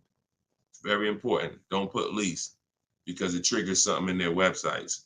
So that's step 2. I go over this thoroughly in my book. This is called the equity assessment. You can't, listen, you need to get bids. Bids. That is my favorite word, that multiple offers. The reason why you are not saving the money that you could be saving is because you're not getting bids. The reason why you don't have the confidence when you leave a dealership that you got the best price is because you're not getting bids. It's very simple. Start getting bids and you're going to save more money and make more money selling your cars. And you'll see why we don't trade in cars. That's the equity assessment. Okay. Step 2 in my book. Go ahead, Dolan. Shoot the next one up. All right. Yep. Wanda said my last lease had 5,000 in equity on TikTok. Amen. I sold the lease a couple years ago when prices were super high. I made $10,200. My mother did. I made $9,000 on my Jeep Grand Cherokee. That was in 2021, I believe, 2021. Yep. It was ridiculous money. So the 9, 10 grand, 12 grand lease, those are not really there anymore. But we still see people that are making 2 and 3 and 5,000 for sure. Rudy on Facebook, how are you? Good afternoon, Deshone. I'm new to the live stream. Welcome. Who's new to the stream? If this is your first time here, type 1. Type the number 1 if this is your first time here. I'm looking for a 2020 SUV, Mercedes GLB 250, 4MATIC, less than 20,000 miles. Drives over 120. I see you, Yvette. Drives over 120 miles daily. We have been looking in different car websites. Still haven't found one that matches our max of 30K. Any suggestions? We live in New Hampshire. We've been looking in Massachusetts as well. Should we be expanding our searching area? Thank you for your help and keep up the great work. Absolutely. Yes, you should be expanding your search area. If you're looking for a 3-year-old vehicle with less than 20,000 miles, right now, you got to look at the age of the car. When you're searching for a used car, you got to remember a car comes out the year before the year we're in. So if a car is a 2020, it was released in 2019, most likely, which means you're calculating the age based on then. So if you're looking for a car that was released in 2019, and right now we're in 2025, you're looking at a car that's 6 years old. If you're looking at a car that was released in, 2022, and we're in 2024, then it's 2 years old. So you need to look and say, okay, how old is the car I'm looking for? And then we can look at the mileage. Because if you're looking for a car that's 4 years old, but you're looking for it to be driven 20,000 miles or less, that means you're only looking for a car that has a 5,000 a year average. That's going to be very tough. I like to go with it. I like to look at 10,000 a year, and then I like to go to 12. Now, we're talking about how we expand the search of our used cars, because the whole goal is to expand the search slowly. So if you were looking at the 2020, 20,000 miles, now go up to 30,000 miles. I would go up to 40,000 miles, because 40,000 miles still means it's driven lower than average. Just to show, so average miles is 10 to 12,000 miles a year. If you get a vehicle and it's 4 years old, it's driven 10 to 12,000 miles a year. It has really under 40,000 miles on it. It means it's been driven under 10,000 per year. So you're really looking for the mileage. It's the mileage that I think is really going to limit you. Now you could expand your search wide, like you said. There's many ways to expand it. You could go 100 miles out. You could go 200 miles out. You can go 500 miles out. So but you could also expand the search by lowering the mileage threshold and saying, all right, I'm looking for something that has, under 40,000. If it has 36,000, 38,000, 30, I'm good with looking at those. And I think that's going to give you a lot more options, considering how old the car is and how many miles you're looking for it to have. That's way, way, way, way, way below average driven miles. Way, way, way below. And when you have just, you're looking for a car that's only been driven 5,000 miles per year, you're going to have a harder time doing that than looking for a car that's been driven 10. So once we do that, we're still narrowing it down in other ways. Carfax title history, service records, accident history, verifying there's no fake fees. So we have other narrowing down processes. Then we get the new window sticker to make sure, because you can't know you paid a great price without knowing what the original price was. Who's bought a used car in their life? Type the letter U. Type the letter U, and I'm gonna before Dolan pulls up the next question, I want to make a point here to how just not having strategy, you guys are missing the things that you should be using to determine if you're getting deals. Yvette, I see you. Okay. Richard on Instagram, I see you. Leslie on TikTok, I see you. Alex, I see you. Derek, I see you. Harold, I see you. Kathy, I see you. Okay, so let me show you something. When I was buying my Infinity truck, all of the trucks we were looking at were white. All of them were priced between 30 and 32,000 as a used vehicle. 30 and 32,000. So if I narrowed it down, the top four I was looking at, they were all white, black inside, between 30, 32,000 price. Similar miles, one may have 26,000 miles, but the highest one has 36 similar miles. So I'm narrowed this down. Now, this is where many of you you don't have the information to make the right decision, because the determining factor of which vehicle I chose was based on the brand new price. I'm gonna tell you exactly how this went. Once I got the brand new price, I got the brand new window sticker on all of these cars, I was able to see that one of the cars brand new was 46,000. One of the cars brand new was 48,000. One of the cars brand new was 52,000. And one of the cars brand new, which is the one I ended up getting, was 54,500. It was a special edition. It has all of these features on it, has all these packages. It has different rims. It has all these different things. Now, if I would have picked the other ones, because the asking price was lower, I would have made a horrible decision.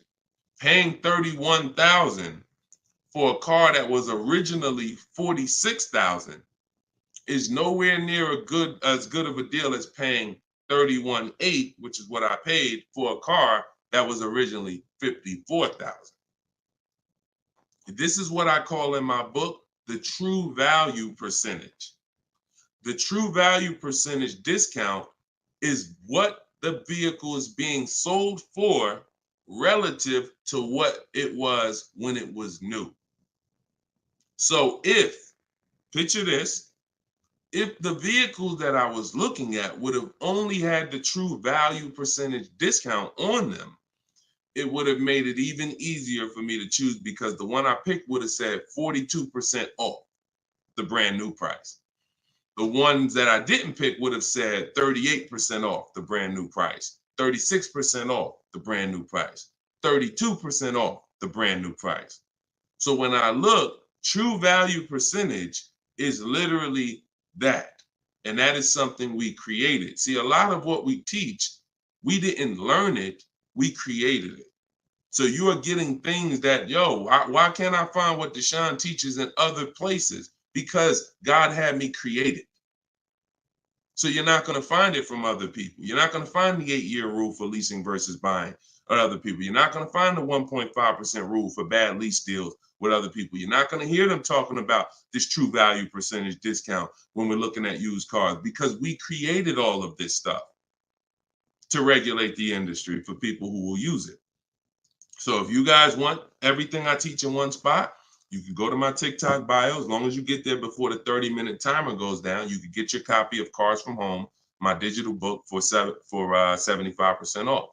Go there. You won't even leave the broadcast. Get your 75% off. It'll be in a few minutes, and you can use this stuff for the rest of your life. Same thing with Instagram bio. And if you're on Facebook or YouTube, we have a comment in the comment section for you guys to get your book there, and you can use it. And if you're on a TV watching us, then you can just scan this QR code with your phone, and you can get your 75% off. $97 is still a great price, even if you missed it and suffer. Get your book full price. If you missed the countdown, that's fine. But the money that you're going to save is going to be dramatically multiplied versus what you spend on this book. Okay, Dolan, shoot the next question in, y'all. We are live. This is our Thursday, May 9th show, 12 p.m. So whenever you don't see the banner above me, that means we're actually live, and you guys can type your questions, and we'll try to bring them onto the show. Helena, what do you consider a good interest rate? Well, this is a relative question. It's the same question you're asking when you say, what do you consider a good discount off a car? How much should I pay for this car? We only pay when someone wins the bid. So we teach something called the bank bidding war, which I also created.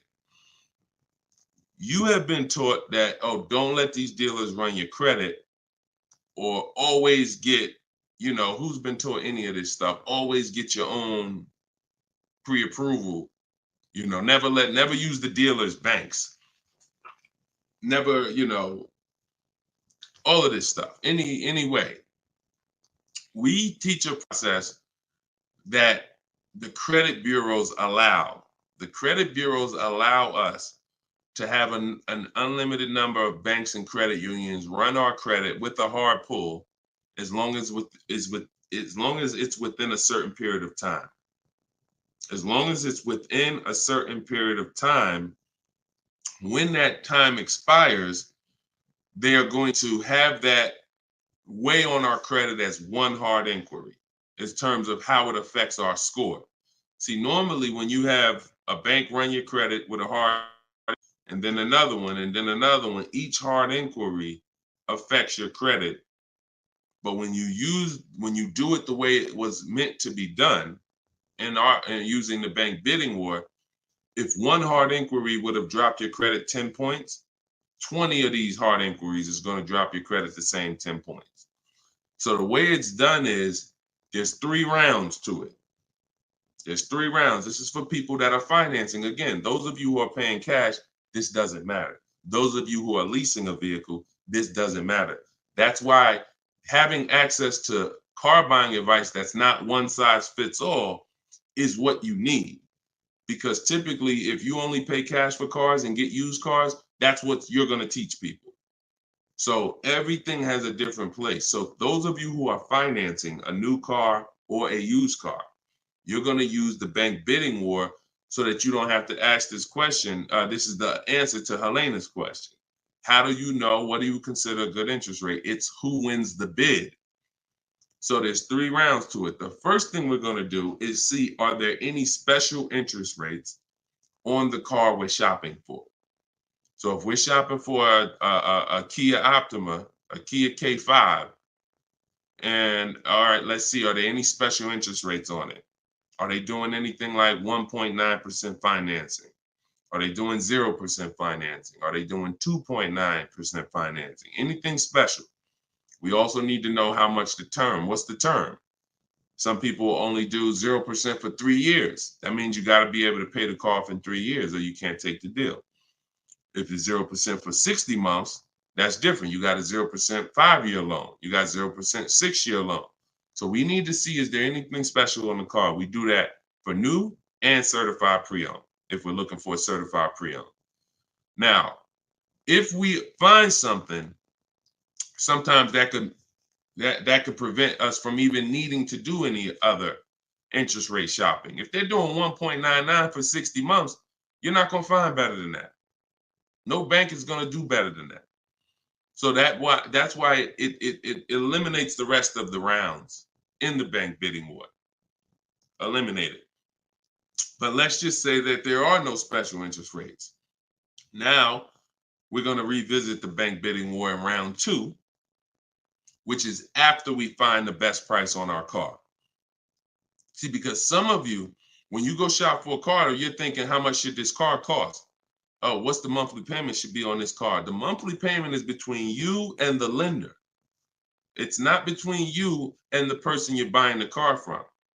See, this goes back to our point, which is you must set up your car buying transaction from who you're getting your loan from. The process of shopping for the best price on your car is different, or should be different. If you listen to me, it will be different than the process of you getting the best price on your loan. The best price on my loan is a different process than getting the best price on the car I'm buying. So now, once I start now looking for my car, getting my bids, get the best price on my car, now it's time to come back and get the loan involved. See, many of you are focused on what the best monthly payment is on the car, but you're not focused on finding the dealer that is the lowest price. That's focus number 1. Before we think about what is our monthly payment, we are thinking about what is the dealer? What's my process for finding the dealer who's going to sell me this Kia K5 for the lowest price? Who's going to sell me this $40,000 car for the lowest price? Once I find that dealer, Now it's time for me to come and get start shopping for my loan. See, and the reason why this works so well is because there's a process to it. We're not winging this.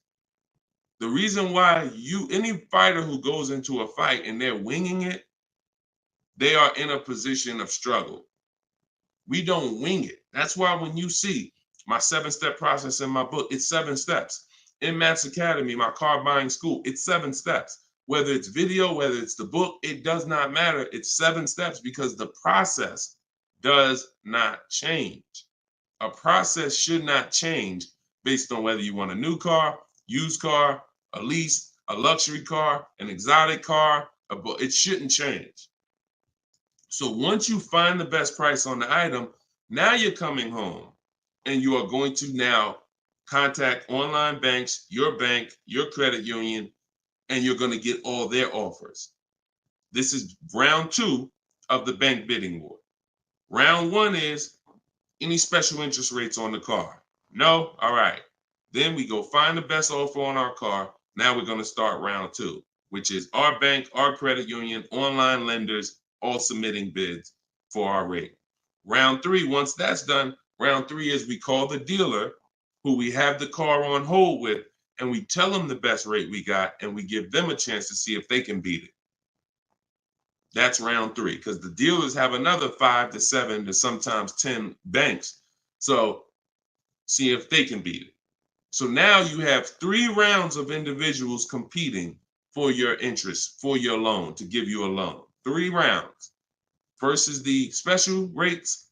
Second is you, your bank, your credit union, online banks. Third is the dealer's banks. And so when you leave, you already know I got the best interest rate. I guarantee it because I had 15, 20 people competing for my bank, for my loan. And that if you do that correctly, you are going to see that it weighs on your credit at the end as the same as one hard inquiry. That is what the bank bidding war. When you get my book, I email you a copy of the bank bidding war with it because I haven't merged the bank bidding war into my book yet. That's an update. Yes, that's an update. So all of you who had the book prior, when I update the book, you get the new book. You get the new book. That's another reason why having a digital book is the best way to do this. Because when things change in this game, when websites change, people go out of business, I update the book so that things can stay fresh. That's a beautiful thing about having a digital book. So the banner is on the screen. You guys can go to deshonesbook.com on Facebook or YouTube. You can scan the QR code with your phone because everyone can get your copy for 75% off. You won't pay the normal $97 as long as you get to either my TikTok bio or my Instagram bio before the 30 minutes is up. Okay, that's a great question, though. And what we're doing is we're going a little deeper. I've had tons of shows. We've done tons of streams where I was doing these rapid fire answers. This is episode 17. So what you're going, or 18. So what you're going to see is we're going a little deeper on certain topics as we're led to. So go ahead, Dolan. Next question. 5 though. No, I'm not streaming on Twitch, Matt. Only on Facebook, YouTube, Instagram, and TikTok. This is Lauren over on YouTube. Used your system just last week to lease a new car and got a 2024 Tiguan, great, at 1.1% after getting 6 bids. Now you talking, Lauren. It was the most enjoyable car buying process I've ever had. Thank you. Do we see what let me screenshot this here. This is what we're talking about, Lauren. This is what I am talking about. See, Lauren didn't know me. See, here's how different information changes things. Lauren was just like y'all about a month ago. She didn't have my book because we didn't even release the book. She was just like y'all. She might have didn't even know me. But what? She's an action taker. She got on the stream. She said, look, I like what this guy's talking about. This book is $24. What's the worst I could lose? There got to be something in that book where I could at least make my $25 back. Or even if I paid $97, got to be some tip, one tip in here got to be able to make me at least $100 back. She later finds out she's going to get thousands of dollars in discounts, get a 1.1% lease. Well, what that means is if the car is $40,000, her payment is like $420 on a $40,000 car that people are paying $800 a month for, $700 a month. Her lease is 1.1% of the MSRP. So because she's an action taker, she went forward, she got the book, she used the scripts, she said, I'm done with the old process. I'm willing to unlearn my old way of shopping, and I'm going to relearn this new way to shop. That's why, you understand? That's why it's all about unlearning and relearning. You understand? And she's able to reap the rewards of not just saving the money, but receiving empowerment. Because this is the only way to car shop empowered. You could go negotiate. Not only are you not going to get the money off that we're getting, because if you're negotiating with an 80% dealer, there's no way for you to get these prices. So if you're in a dealer, yeah, they'll take off money for you, but their price was so high to begin with that when they take off the money, you're still higher. An 80% dealer is the overpriced dealers. You can't negotiate them down to the best price. So even if you did that, you still wouldn't have the empowerment of letting the business come to you. See, you're empowered when you're sitting at home and the business is coming to you. You're in control. And the only way to do that is with bids. So congratulations, Lauren. Enjoy your new Volkswagen. Beautiful vehicle. And I'm so glad to hear that you trusted the process and you have reaped the rewards. Congratulations. God bless you. All right, Dolan, go ahead. Throw the next one up. We are live, y'all. This is our Thursday, May 9th, 12 p.m. live stream. So if you don't see the banner over my head, we are live. You can ask your questions. We'll try to get them in the show. Wanda Lopez Smith on TikTok. Leasing companies not allowing third-party buyouts. Yeah, I explained that. If we have a third-party restriction, we're going to sell it to a local dealer.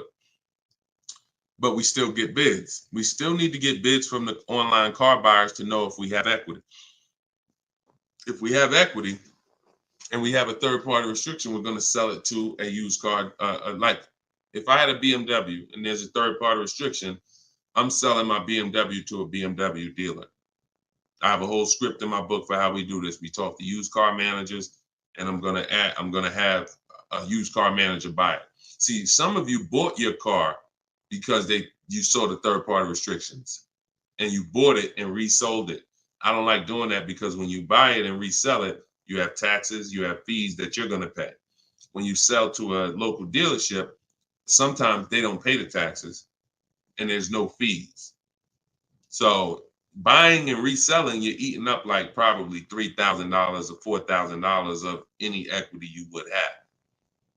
So yeah, we've been getting out of the, we've had a process for third-party restrictions since they started them in 2021. We've had a process for how we were going to sell our cars and get our equity, even with third-party restrictions. So that's never stopped us. Never stopped us. Good, great question. People like the live view have no clue how valuable his information is. Appreciate you, Belle. Thank you so much. Only people that know how valuable the information is people who use it. People who watch, there's a saying, you can't be a hearer of the word. You want to be a doer. A doer. A lot of people hear. A lot of people hear because we want our ears tickled. But it's the doing that leads to the savings.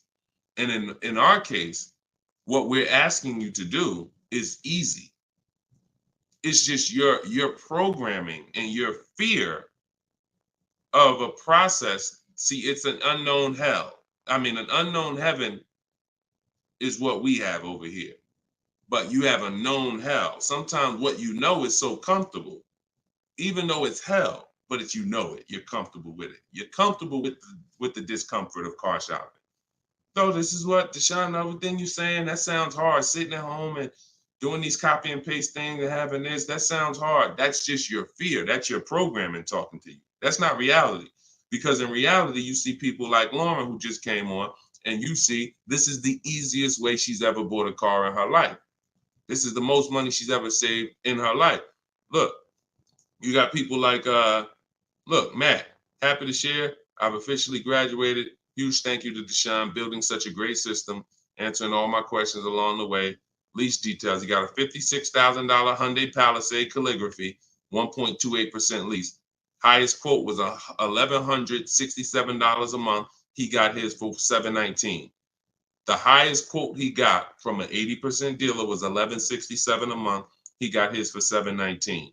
Sitting at home, getting bids. So for those of you who want to know, like, I do have a car buying school. It's called Maps Academy. You want to know more about it? We have a comment in there. You can attend my free masterclass. I don't let anybody in my school who has not gone to my masterclass. Everything you're doing raw and buying, selling, and leasing cars. So there's a comment in there for the comment section, and we have a link in my bio for you as well, who, if you think, you know what, I want to see about his online buying school. I don't care, because the system that Matt says, Deshone, thank you, Deshone, for building such a great system. The system is the same. So, but you have to be an action taker. And because the system is simple, and it's in video form, and it's in book form, and it's in my free live video, my free streams, you just get it where you could get it.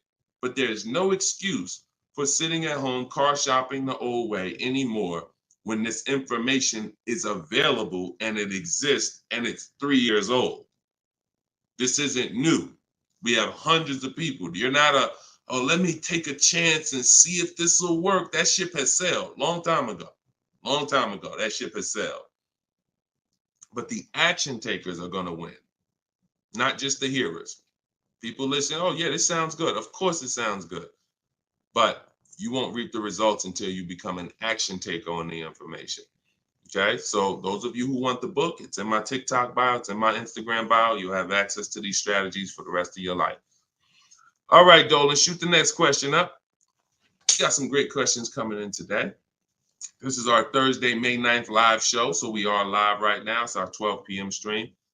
Melanie from TikTok, what do you recommend for a young adult that is first-time car buyer that has no credit? I would recommend you save up. You get something that we call a smart car. That's not one of those little cars that you heard. It stands for saving money at the right time. I got a car that's my point A to point B car because I work from home. I got a car. It was literally $4,000. I got it from a grandfather over in South Orange. He was 98 years old, and he still drove until he couldn't drive anymore. Car had 72,000 miles on it, and I got it for $3,750. Literally, it was I got it a year ago, so that was it was an 08 Pontiac G6, 70,000 miles. And that's something that I drive from point A to point B whenever I want to do my run. Because again, I work from home. Most times we take the truck, but if my wife's out, I'll take the car. But I didn't need to spend $10,000, $15,000, $20,000 on a car that I'm driving twice a week. So what I would tell you for you is, if you need transportation, you want to get it reliably, save up some money, get yourself a private party sell on Facebook, pick it up for a couple grand, but you have to be diligent. You want to find it from an owner. You want to find it from an owner who's not driving too much, who maybe they got a second or third car in the family, and that you don't want to deal with these dealers on Facebook Marketplace perpetrating as owners. The owners know the history of the car. They've had it for the last 8-10 years. You want somebody that can tell you, yeah, my little son, this is where Jeremy took the car one day. He was driving to the grocery store. He backed into a car over there right here. You want a person who knows that, not a dealer who just picked up the car and now they're trying to sell it to you for $2, $3, $4 grand. So that's what I would be doing. I would be getting me a very reliable, inexpensive car that I can actually get to work with, make more money. And then once I make money, I will be choosing whether I'm buying or leasing based on if I'm going to keep the car for 8 more years. Whenever you get into spending real money on cars, over 12, 15 grand, this is when you start wanting to ask yourself, am I going to keep this car 8 years or not?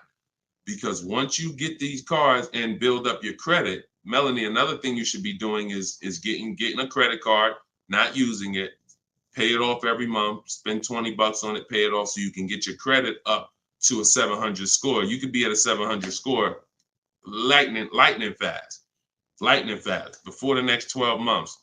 So now what you want is you want a car to drive, get you to where you're going, but then you want to be building your credit now. So now when you're like, okay, I got a job, I'm making money, I want to get me a different car. Am I going to buy it or lease it? And if you're not keeping it 8 years, you want to go for the lease so that you could drive a brand new car for pennies on the dollar, as long as you keep following what we're teaching and getting great lease deals. But if you're keeping the car for 8 or more years, then you would go and you would buy a car, not lease it. But in order to do that, you want to set yourself up and get yourself up to a 700 credit score. So you should follow somebody like Shonda Martin. She's on all the platforms. Shonda Martin, this young lady is a guru when it comes to credit. She does a lot of live streams, a lot of Q&As, just like me.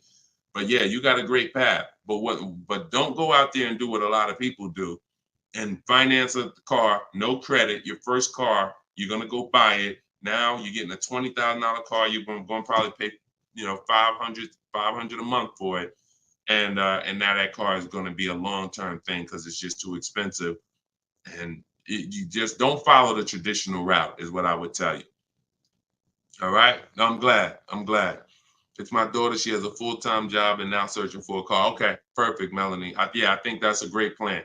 Because the thing about that car that you're going to get for Facebook Marketplace is whenever she decides that she's ready to finance or lease a car, she can sell that car and get all her money back. If she finds a great car on Facebook Marketplace for $4,000, $5,000, you guys can sell that car and get the whole $4,000 or $5,000 back. You'll get 80-90% of it back. And I like to get whenever it's going to be a short-term thing, I don't want a car where it's going to be a burden to me later. We want to get a car that does the job now. I know with this Pontiac, whenever I choose to sell it, because I'm actually going to get a car. I've been waiting to get a vehicle that I want for a number of years. And when I do go get that, I'll sell this one, but I'll get everything back that I spent on that car. I'll get it back. So it's just strategic. It's a great way to move when you know these cars are not costing you money. You're breaking even on them, and it's just great. So that's what I would say, Melanie. That's what I would do for my own daughter. Okay, go ahead, Dolan. Shoot the next one up. We are live, y'all. We're going to try to get through as many as we can in the show. Type your questions. This is our Thursday, May 9th show, our 12 p.m. broadcast.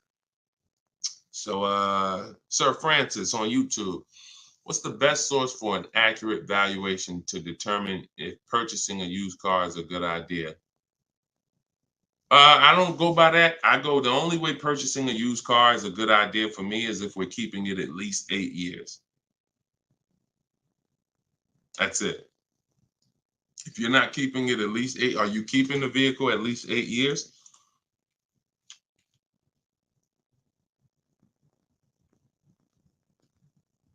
Let's see if we give him some time to answer. Are you keeping the vehicle for at least 8 years, Sir Francis?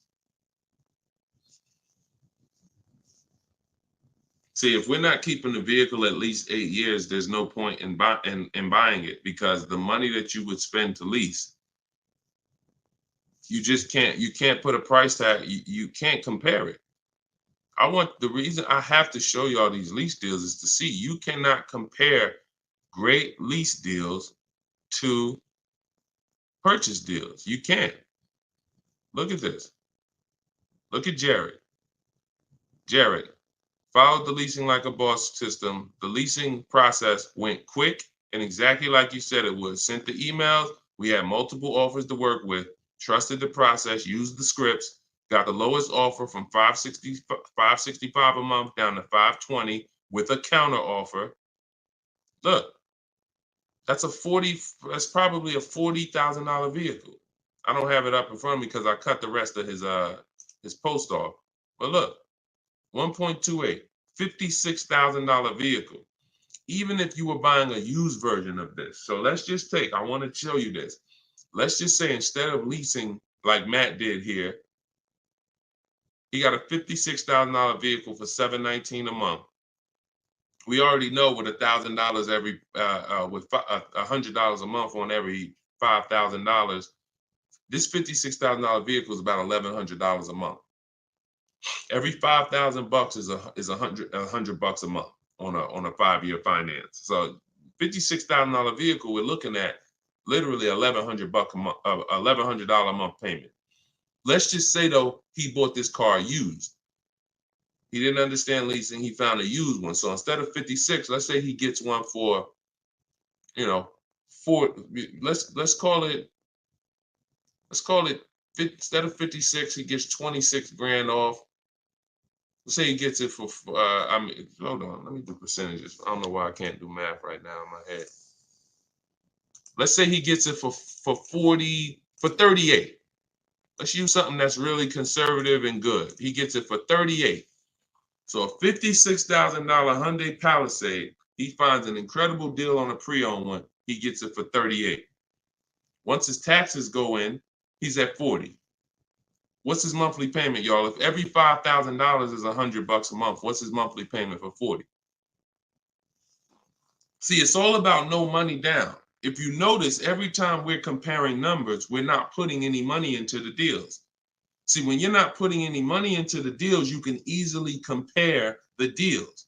That's why all we do is shop with no money down, because it's easy to compare the deals.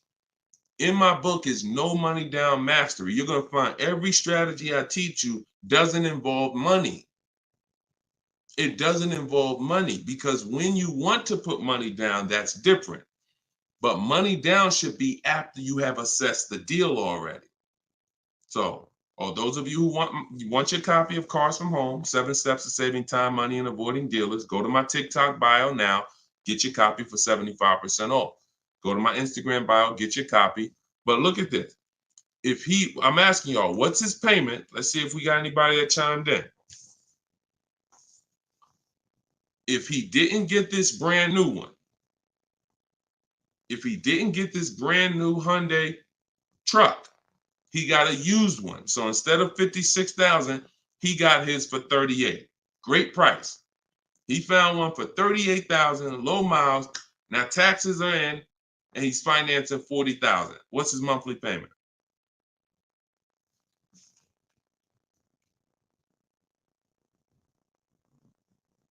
Anybody do the math?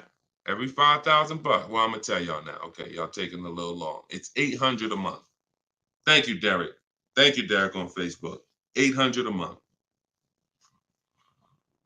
So let's look at that.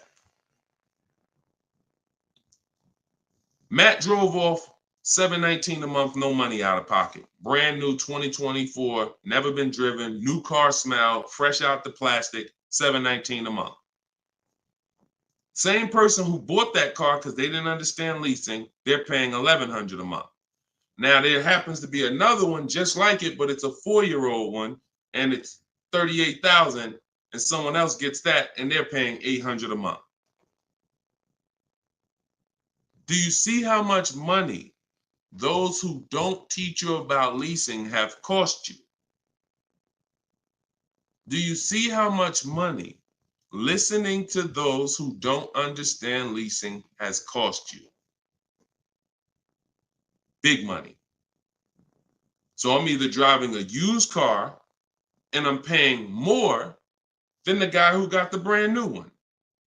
Or I'm driving a brand new one just like him and I'm paying $400, $500, $600 more than what he's paying because I bought the car. Now, when do the people who buy win? When do they win? 8 years down the road. 8 years down the road. See, because when you buy your car and you pay it off, see, the person who leases is not worried about depreciation. That's the car going down in value like this. The person who leases is not worried about depreciation. They've already beat it because their lease payment is so low. Their lease payment is so low, they're paying less than what the car's normal depreciation would be. So they beat it with a great lease deal. Now, the people who own the car they're not going to beat it because they own it. So any depreciation is coming against their actual car. If they could have sold the car today for 30, next year it's only worth 25, they lost $5,000.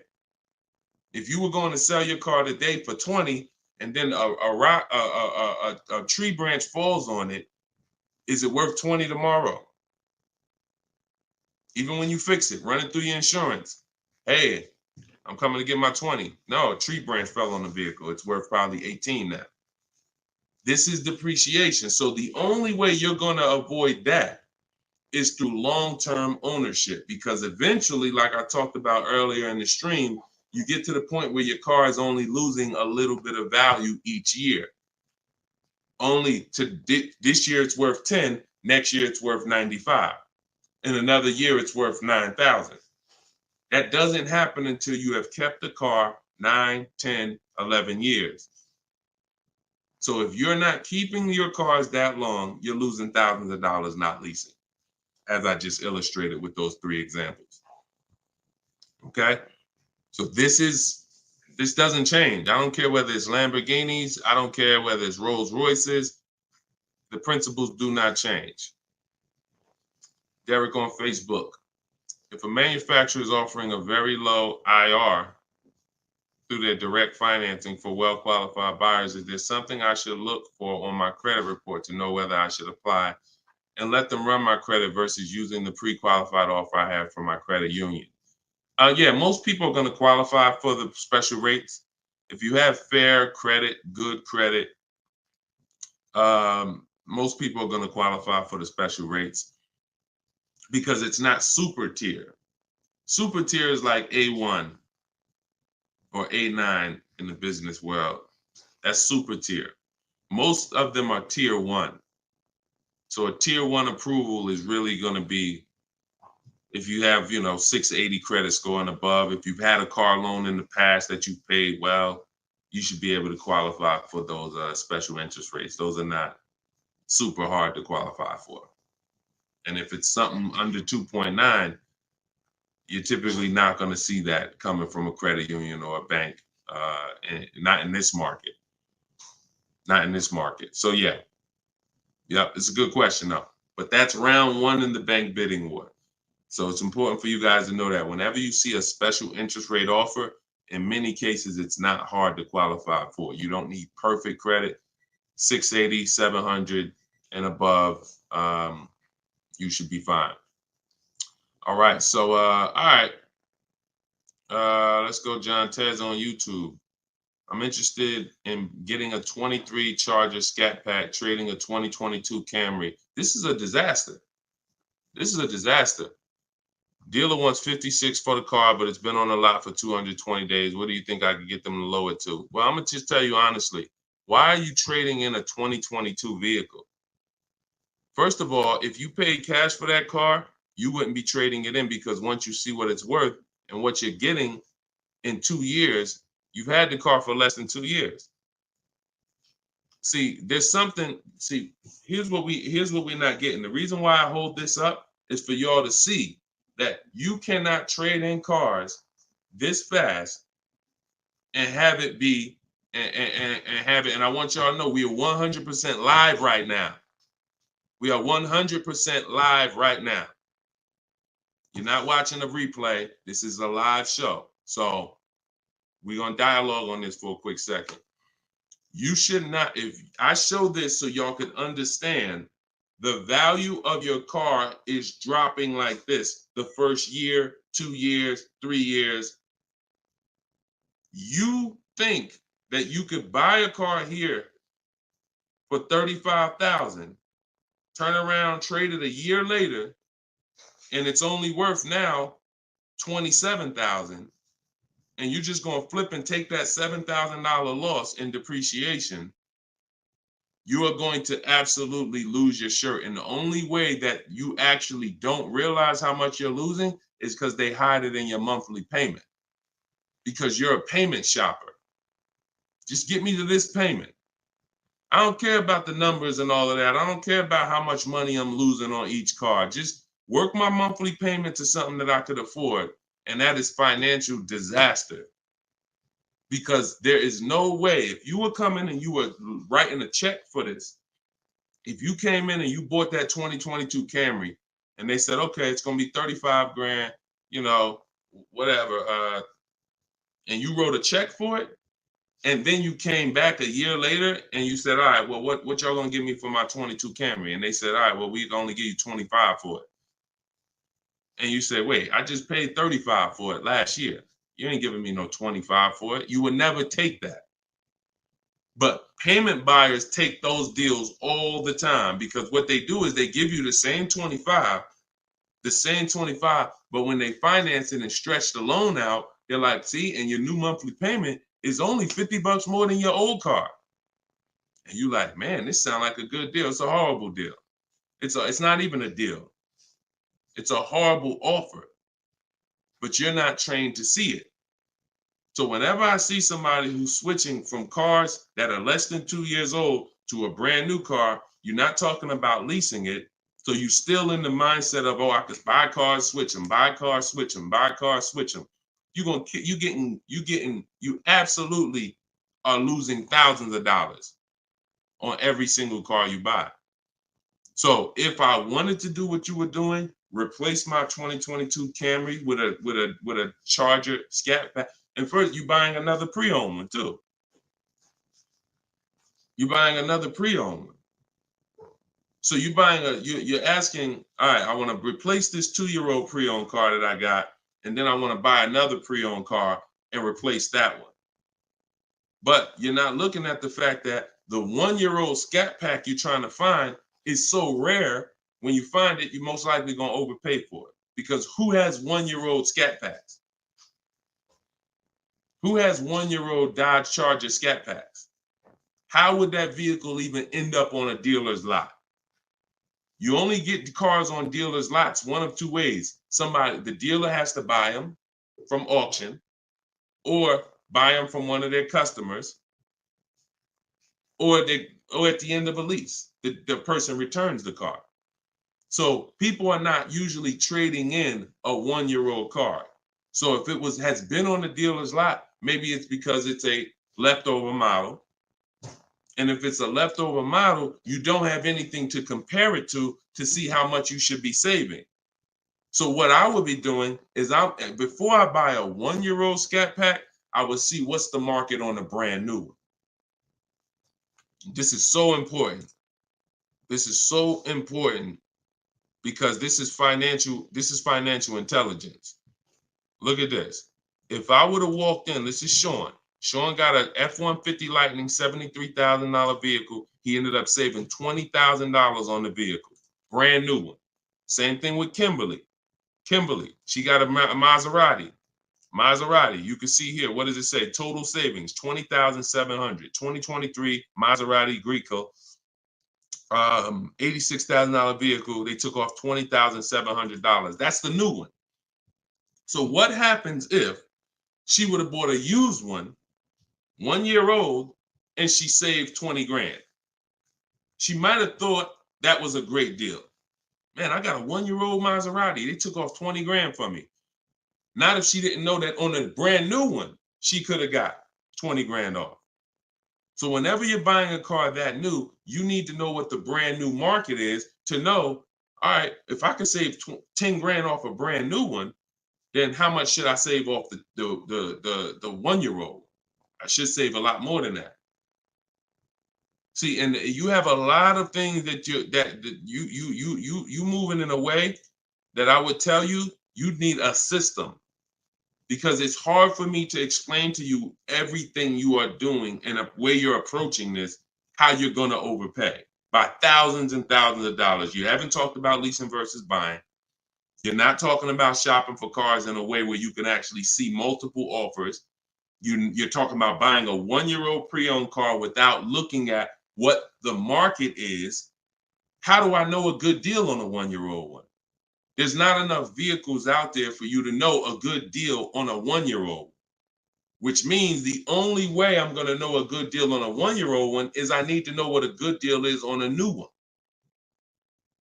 And if a good deal on a new one saves me 15 grand, then that means on a 1-year-old one, I need to save like 20 to 25. There's not enough vehicles for you to do that. So you should really be looking at following a system, learning about leasing versus buying. Are you keeping the next car 8 years or not? If you're not keeping the next car 8 years, you shouldn't be buying, you should be leasing.